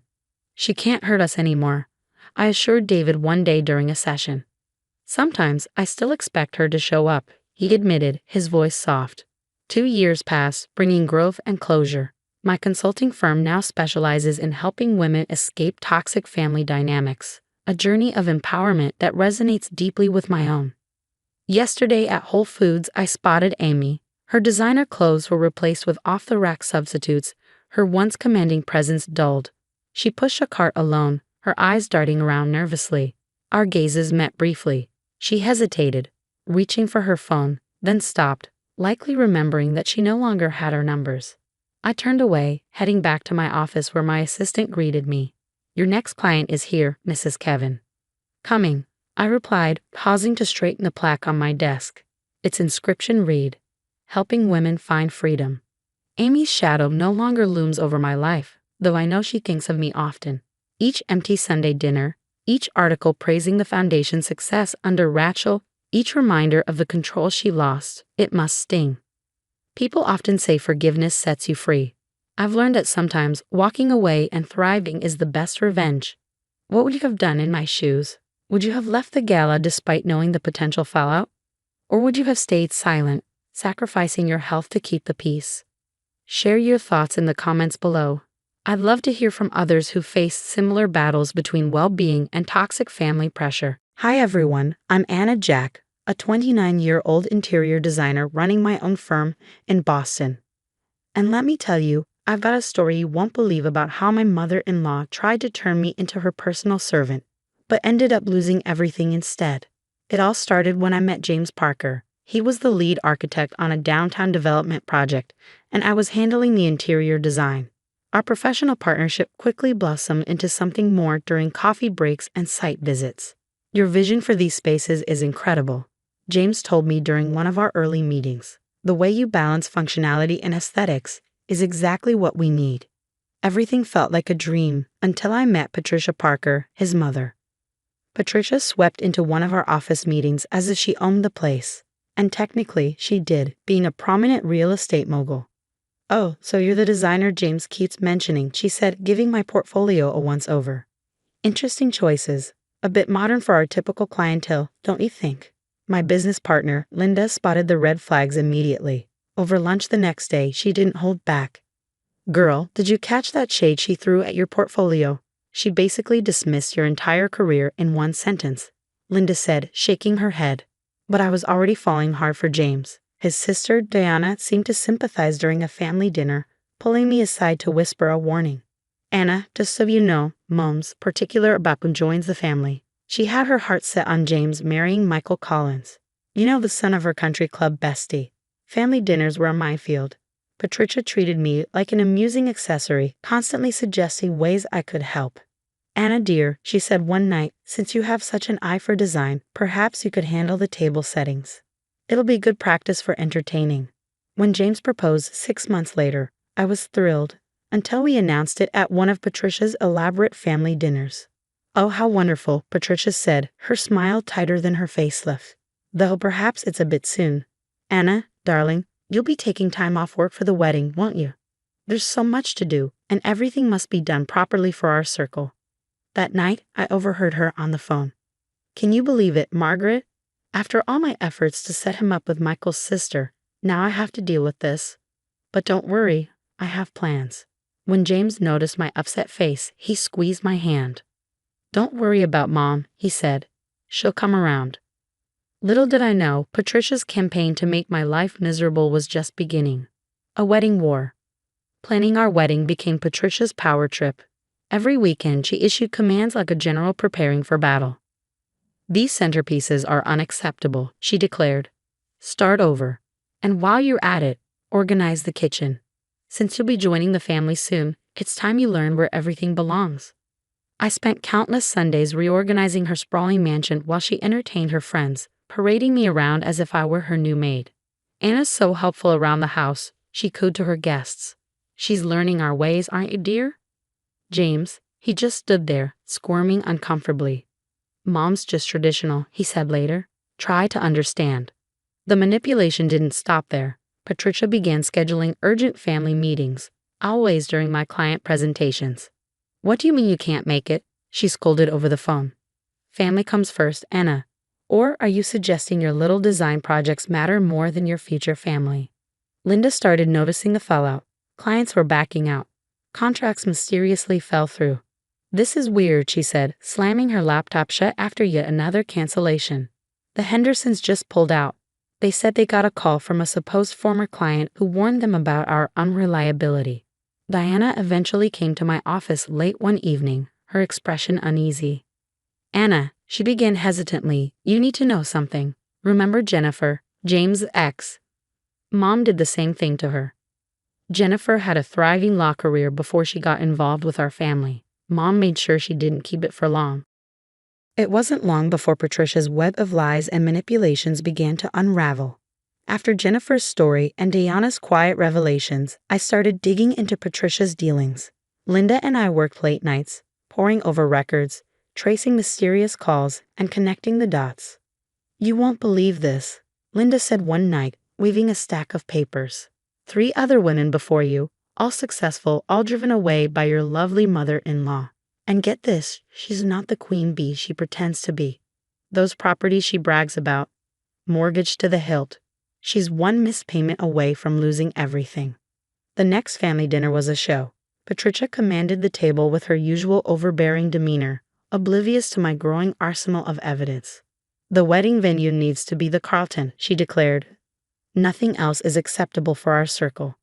I took a sip of wine, pretending to mull it over. "Funny," I said lightly. "I heard they're not taking new bookings. Something about an outstanding balance from Diana's graduation party." Her face turned as pale as the porcelain plates in front of us. James finally broke his silence. "Mom, what's going on with the Carlton? Are we having money problems?" "Don't be ridiculous," Patricia snapped, recovering quickly. "I'm simply being prudent with our assets, unlike some people who waste money on unnecessary things like designer furniture." Under the table, Diana slipped me her phone. The screen showed a series of desperate text messages from Patricia to the bank. "She's trying to use your connections to save herself," Diana whispered later. "That's why she wanted James to marry into Michael's family. She needs their money." Suddenly, everything clicked. Patricia wasn't just controlling, she was a desperate woman trying to salvage her crumbling empire. But her biggest mistake, underestimating me. The final blow, the breaking point, came when Patricia announced her plans at yet another dinner. "I've decided to sell the mansion," she said casually, as if it were no big deal. "James, darling, I'll be moving into your new house. Anna can turn the guest room into my personal suite. She has such creative ideas. And Anna," she added, turning to me, "about your business. It's time to consider what's really important. A proper wife in our circle doesn't work. You'll need to focus on family matters." The audacity took my breath away.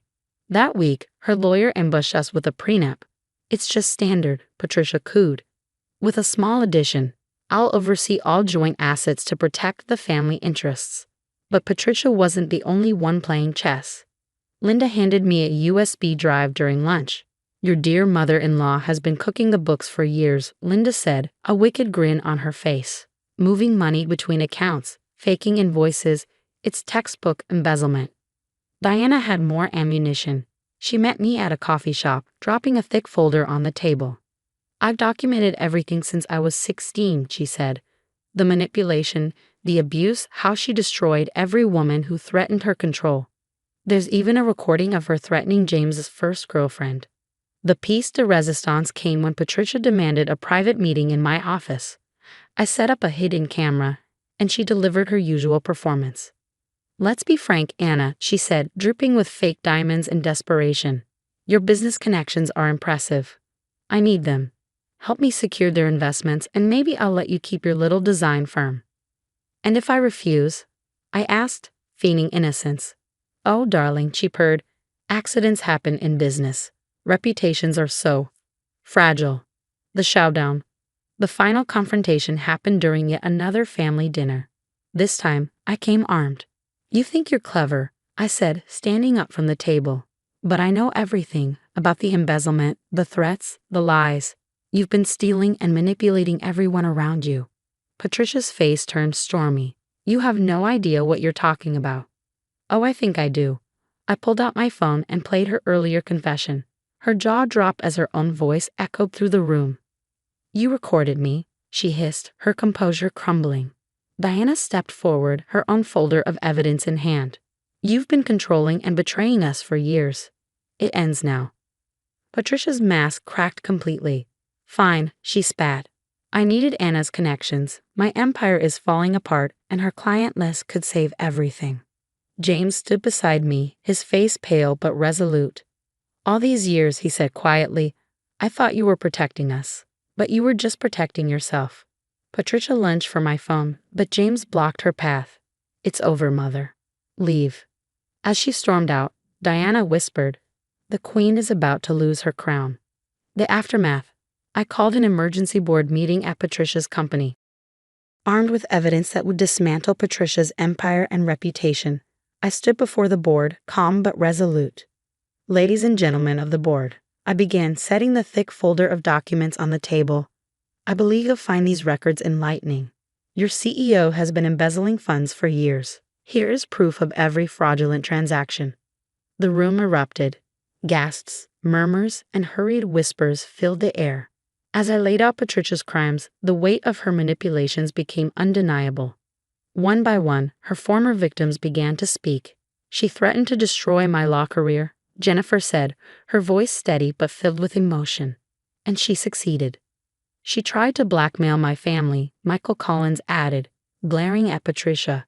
We're filing fraud charges for the fake investment scheme she ran. The dominoes fell fast. Patricia's once loyal allies turned their backs, and her wealthy friends scattered like rats abandoning a sinking ship. Did you hear about Patricia Parker? Whispers spread across every country club and gala, living beyond her means, cooking the books, threatening young women. I can't believe we ever associated with her. Margaret, her closest friend, denounced her publicly at a charity gala. Simply dreadful, she declared with a disdainful sniff. Even Diana finally broke free. I'm starting my own business, Mother, she announced, cold but triumphant. And no, I don't need your guidance.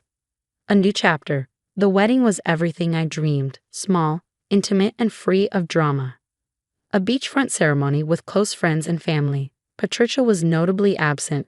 To freedom, Diana toasted at the reception, raising her glass high. And to never letting anyone control us again, Linda added with a wink. James squeezed my hand, his voice soft. I'm sorry I didn't see it sooner. But I'm proud of you, for how you stood up to her, for how you've built this incredible life. After Patricia's influence evaporated, my design firm soared. The clients she had scared off returned in droves. Your work is exceptional, one of my biggest clients admitted sheepishly. We should have never listened to those false rumors. James and I partnered our firms, creating the city's leading architecture and design company.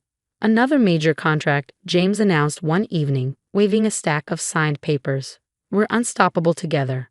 The sweetest victory? We bought Patricia's foreclosed mansion at auction.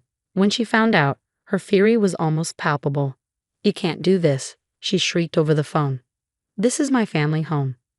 Was your family home? I corrected, my tone cool. Now it's just another property you lost through your own actions. The last I heard, Patricia had moved into a small apartment across town. The galas, the social circle, and her iron grip on everyone's lives were gone. She called again. Diana mentioned during one of our weekly lunches. I blocked her number. James nodded. We all did. We completely renovated the mansion, erasing every trace of Patricia's influence. The room she once planned to claim as her suite, it's now my home office where I run my thriving business. Sometimes I can't believe how it all turned out, Linda said, sipping champagne during our housewarming party. From her trying to make you her maid to losing everything. Talk about justice. I looked around at my beautiful home, my successful business, and the loving family we had built.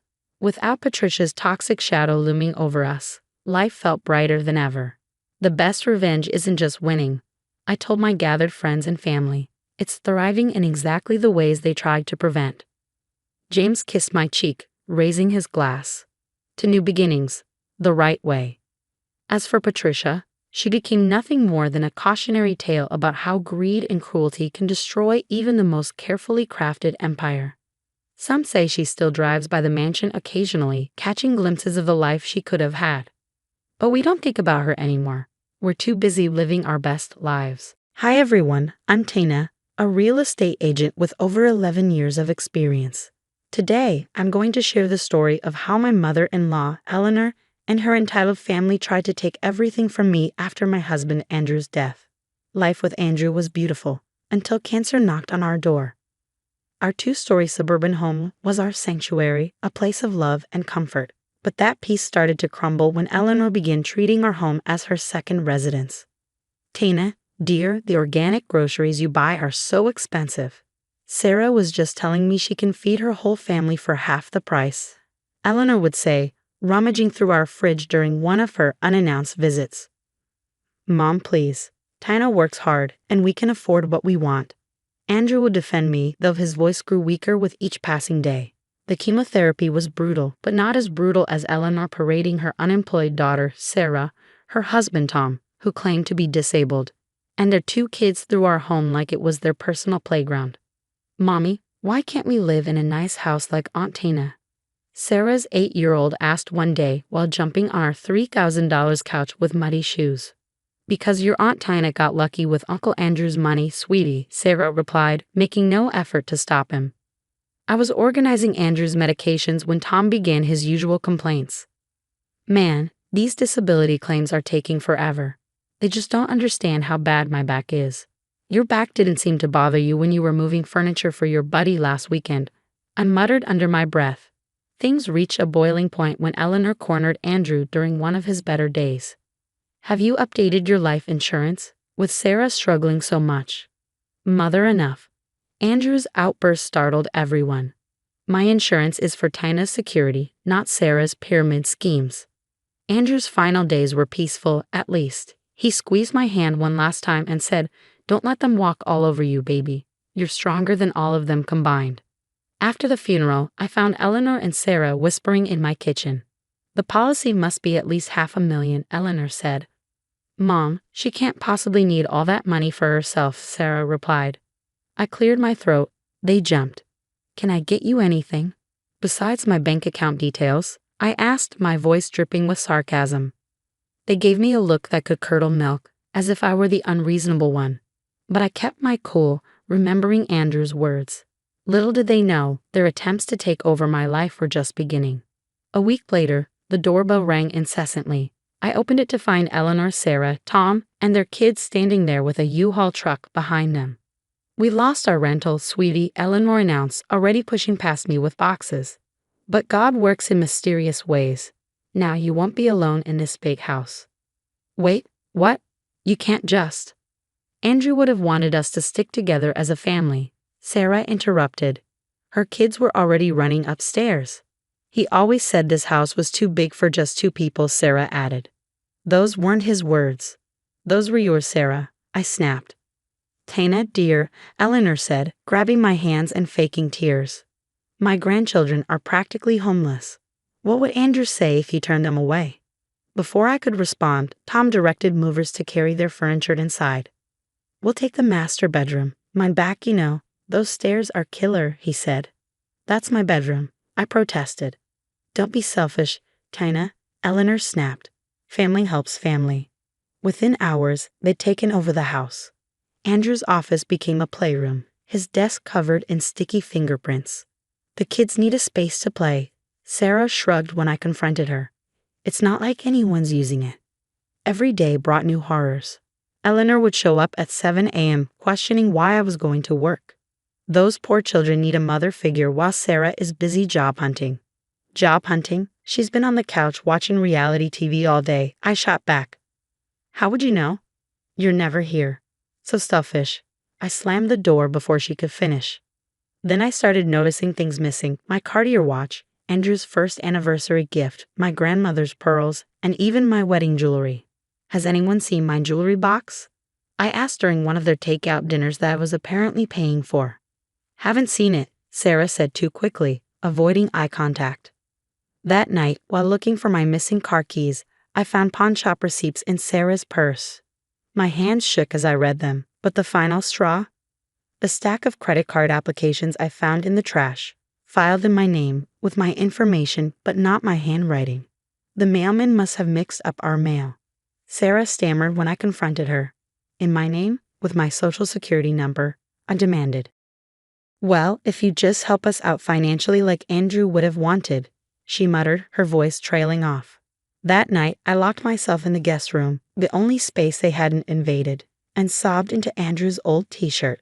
"I don't know what to do, babe," I whispered into the worn fabric. "They're taking everything." My phone buzzed. Another declined credit card notification. They were getting bolder, assuming I wouldn't fight back, but they didn't know me at all. Andrew was right. I was stronger than them. As I lay there plotting my next move, one thing became crystal clear. This wasn't about grief or family anymore. This was war. "Sorry, I'm just really tired." I mumbled the next morning, slumping at the breakfast table, secretly recording Eleanor and Sarah as they schemed.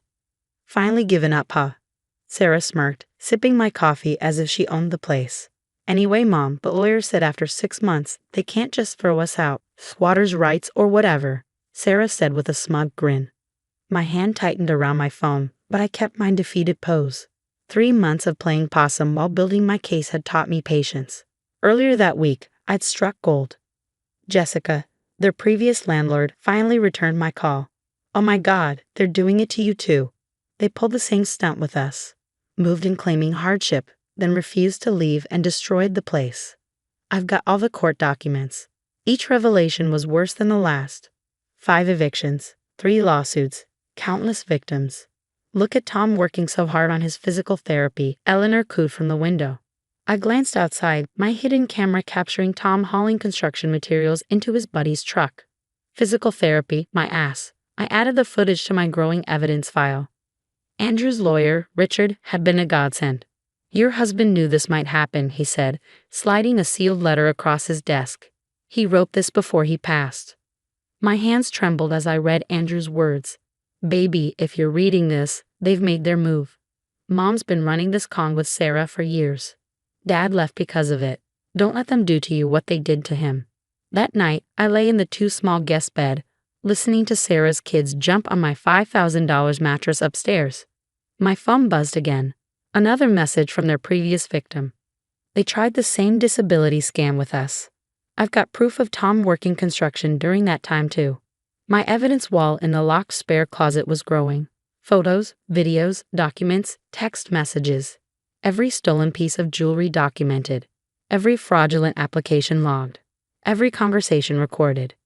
You look awful, dear, Eleanor commented the next morning, her voice oozing false concern. Perhaps you should take some time off work. Rest. Maybe you're right, I sighed, playing my part. It's all so overwhelming. That's right, just let us handle everything, Sarah chimed in, patting my hand condescendingly. I retreated to my room, adding another recording to my file. My phone lit up with a message from Richard. Documentation from Andrew's father received. Ready when you are. Oh, I'm ready, I whispered, staring at my evidence wall. You want to play family? Let's play. The next morning, chaos descended. What do you mean, fraud investigation?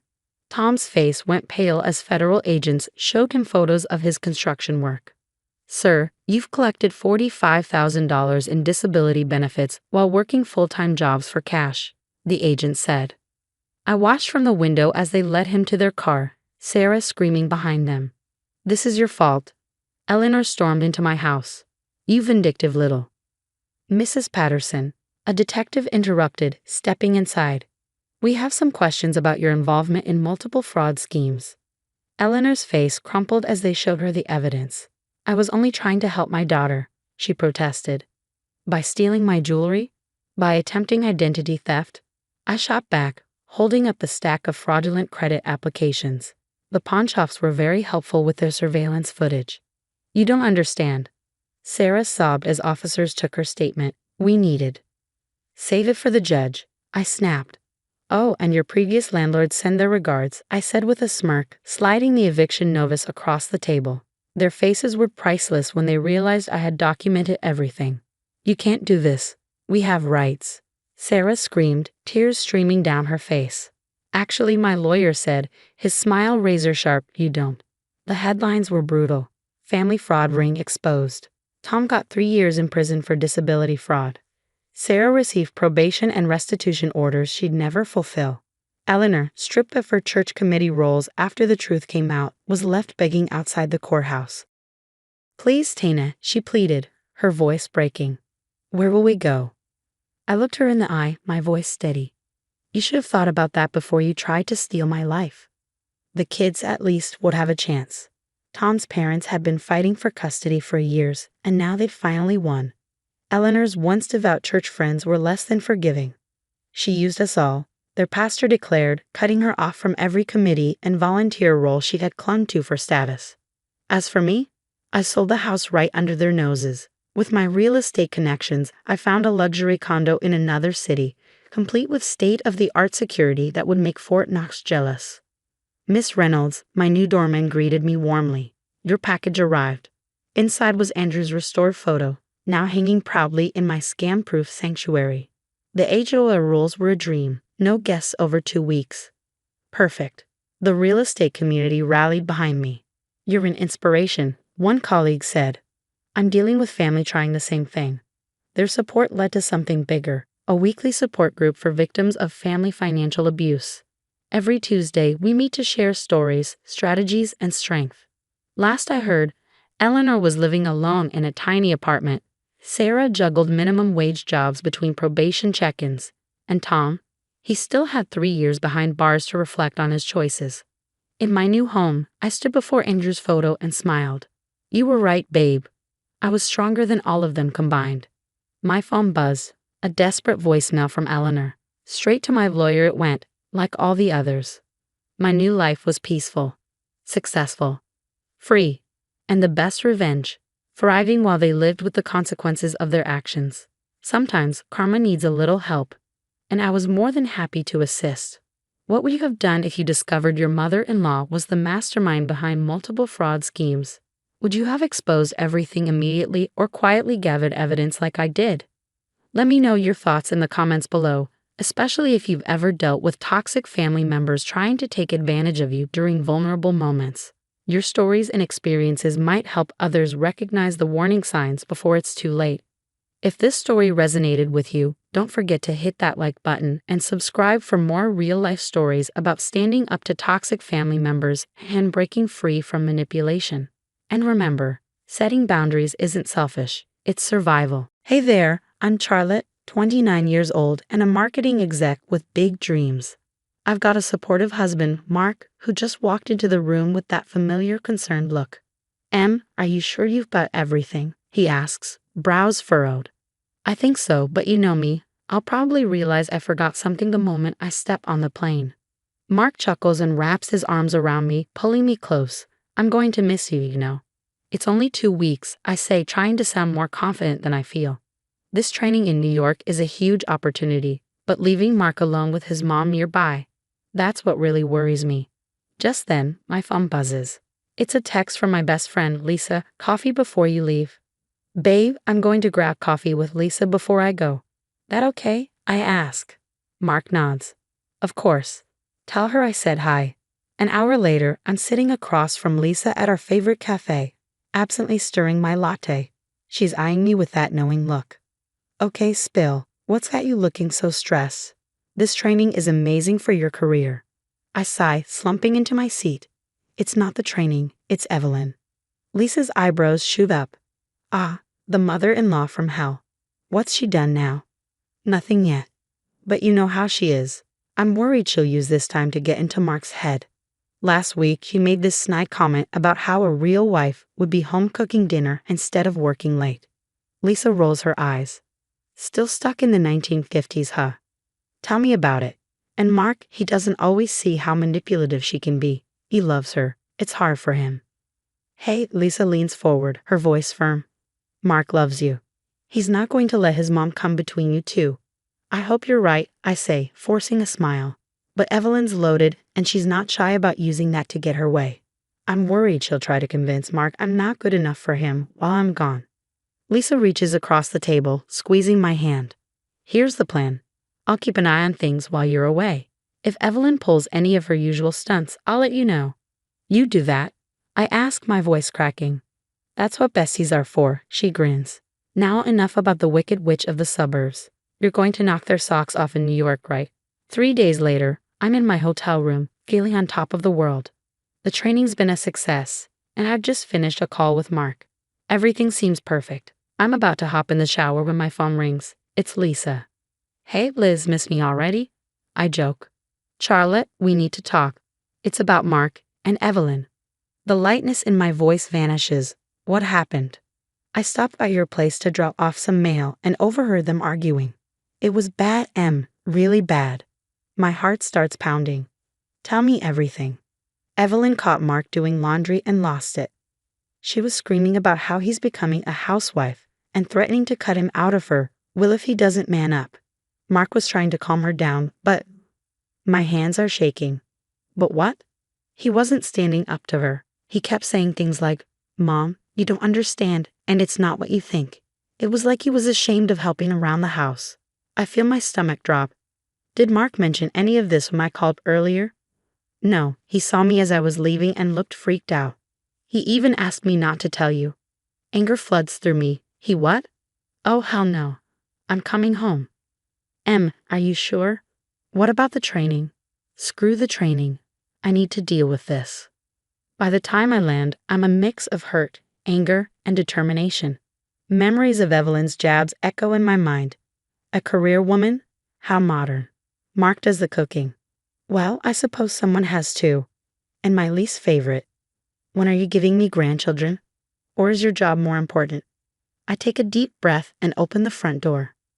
Mark. I call out. He appears in the hallway, surprised. What are you doing home? We need to talk, I say, dropping my bags. Mark's face falls. Lisa told you, didn't she? Yeah, because apparently my husband wasn't going to. He runs a hand through his hair. Look, it wasn't a big deal. Mom just overreacted a bit. Overreacted? I snap. She threatened to disinherit you for doing laundry. How is that not a big deal? You know how she is, he mumbles, avoiding my eyes. She's just old-fashioned. She didn't mean anything by it. I stare at him in disbelief. Are you seriously defending her right now? After everything she said? Mark sighs. Please, can we not do this? You just got home. I missed you. No, I cut him off, my voice sharp. We're doing this now. I want to know exactly what happened, and I want to know why you tried to hide it from me. Mark starts pacing, running a hand through his hair. I didn't hide anything. I just didn't want to worry you while you were away. I snap. No, you were embarrassed. Embarrassed that your mom caught you acting like a decent husband. Mark flinches. That's not fair. You know what's not fair? I glare at him. Coming home to find out my husband can't stand up to his mother. That he'd rather lie to me than confront her toxic behavior. I didn't lie, he protests. Omission is lying, Mark. God, I can't believe this. Do you agree with her? Do you think it's wrong for you to help around the house? Of course not. His voice is desperate now. I don't know how to handle her sometimes. She's my mom, I feel tears prick at my eyes. And I'm your wife. Or did you forget that while I was gone? The hurt in his eyes almost makes me back down. Almost. Charlotte, please. I love you. You know that. If you love me, I say firmly, he'll tell me everything. Right now. Then, we're going to figure out how to deal with your mother, once and for all. The next morning, I make a call. Hey, Jack. I need your help. It's about Evelyn. Oh, he says. What happened? I fill him in, sparing no detail. There's a long pause before he speaks. I've never liked that woman. What do you need me to do? Can you dig into her past?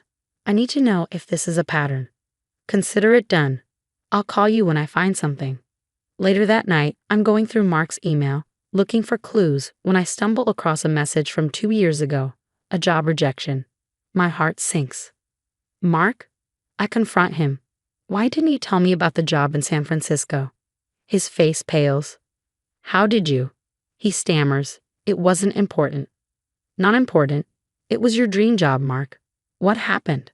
He sighs, shoulders slumping. Mom, she said she needed me here, that she was getting older and couldn't manage alone. I feel sick, and you believed her? Mark, she goes on luxury cruises twice a year. I know, he mutters. It sounds stupid now, but at the time. Before I can respond, my phone buzzes. It's Jack. You're not going to believe this, he says. I found a pattern, a string of coincidences. Every big opportunity that fell through for Mark, every promotion you missed. Evelyn's fingerprints are all over it. She's been pulling strings for years. I'm reeling when the doorbell rings. Of course, it's Evelyn. She sweeps into the kitchen, a Tupperware in hand. Mark, darling, I brought you some of that pot roast you love. I watch from the hallway as she criticizes everything. Really, Mark, the state of this kitchen? If only you had a wife who cared more about her home than her career. Mom, please, Mark says, exasperated. Charlotte works hard. Of course, dear, she says with a sickly sweet smile. But is that really what's best for you? For your future family? I step into the kitchen. Hello, Evelyn. Funny, I don't recall inviting you over. Evelyn freezes, then forces a smile. Charlotte, I didn't realize you were home. Don't you have some important meeting to run off to? Actually, I've been doing some research about you. Mark looks confused. What's going on? I take a deep breath. Your mother has been manipulating us, Mark. That job in San Francisco. She sabotaged it. And remember when I got passed over for that promotion? Turns out Evelyn had lunch with my boss the week before. Evelyn's face turns crimson. How dare you accuse me? She turns to Mark. Are you going to let her talk to me like this? Mark looks between us, conflicted. Mom, is this true? Of course not. Evelyn's voice shakes. I've only ever wanted what's best for you. I laugh bitterly. Best for us or best for you? You've been using your money and influence to control us. Well, it stops now. Evelyn's eyes well with tears. Sweetheart, you don't believe these lies, do you? After everything I've done for you. Mark takes a deep breath. Mom, I think you should leave. Evelyn gasps. Mark, please. Just go, he says quietly. We'll talk later. As she storms out, slamming the door, I feel a mix of relief and apprehension. Mark turns to me, guilt in his eyes. I'm so sorry, I had no idea. I take his hand. I know, but now we do. And we're going to face this together, right? He nods, squeezing my hand. Together. The next morning, I find Mark in the kitchen, staring into his coffee. I sit across from him. We need to talk, I say. He looks up, tired but determined. I know. I reach for his hand. Mark, I love you. But I can't keep living like this, I said, my voice trembling with frustration. Your mother's behavior is toxic, Mark. It's destroying us. He winces, his eyes dropping to the floor. I know it's bad, but... No buts, I interrupted firmly. It's time to make a choice. Either you set clear boundaries with your mother, or... I hesitated, the words heavy on my tongue. Or our marriage is over. His head snapped up, eyes wide with shock. Charlotte, you can't mean that. I do, I whispered. I'm sorry, but I do. We can't build a life together if your mother is always there, pulling the strings. Mark was silent for a long moment, his jaw clenched. Finally, he exhaled shakily. You're right. I've been a coward. But it ends now. Relief flitted through me, my shoulders relaxing for the first time in days.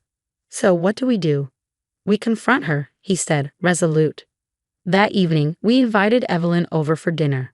The tension was palpable as we set the table. Mark gave my hand a reassuring squeeze when the doorbell rang. He opened the door with a formal, Mother.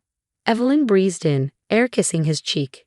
Darling. Her eyes barely flicked to me. Charlotte. Dinner was as tense as expected. Evelyn's usual backhanded compliments filled the air, each one cutting a little deeper than the last.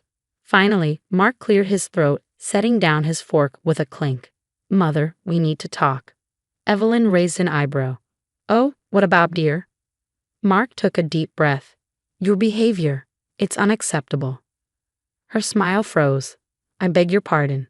The way you treat Charlotte. The way you try to control our lives. It has to stop. Evelyn laughed, the sound harsh. Control your lives. Don't be ridiculous. I leaned forward, my voice steady. We know what you've done.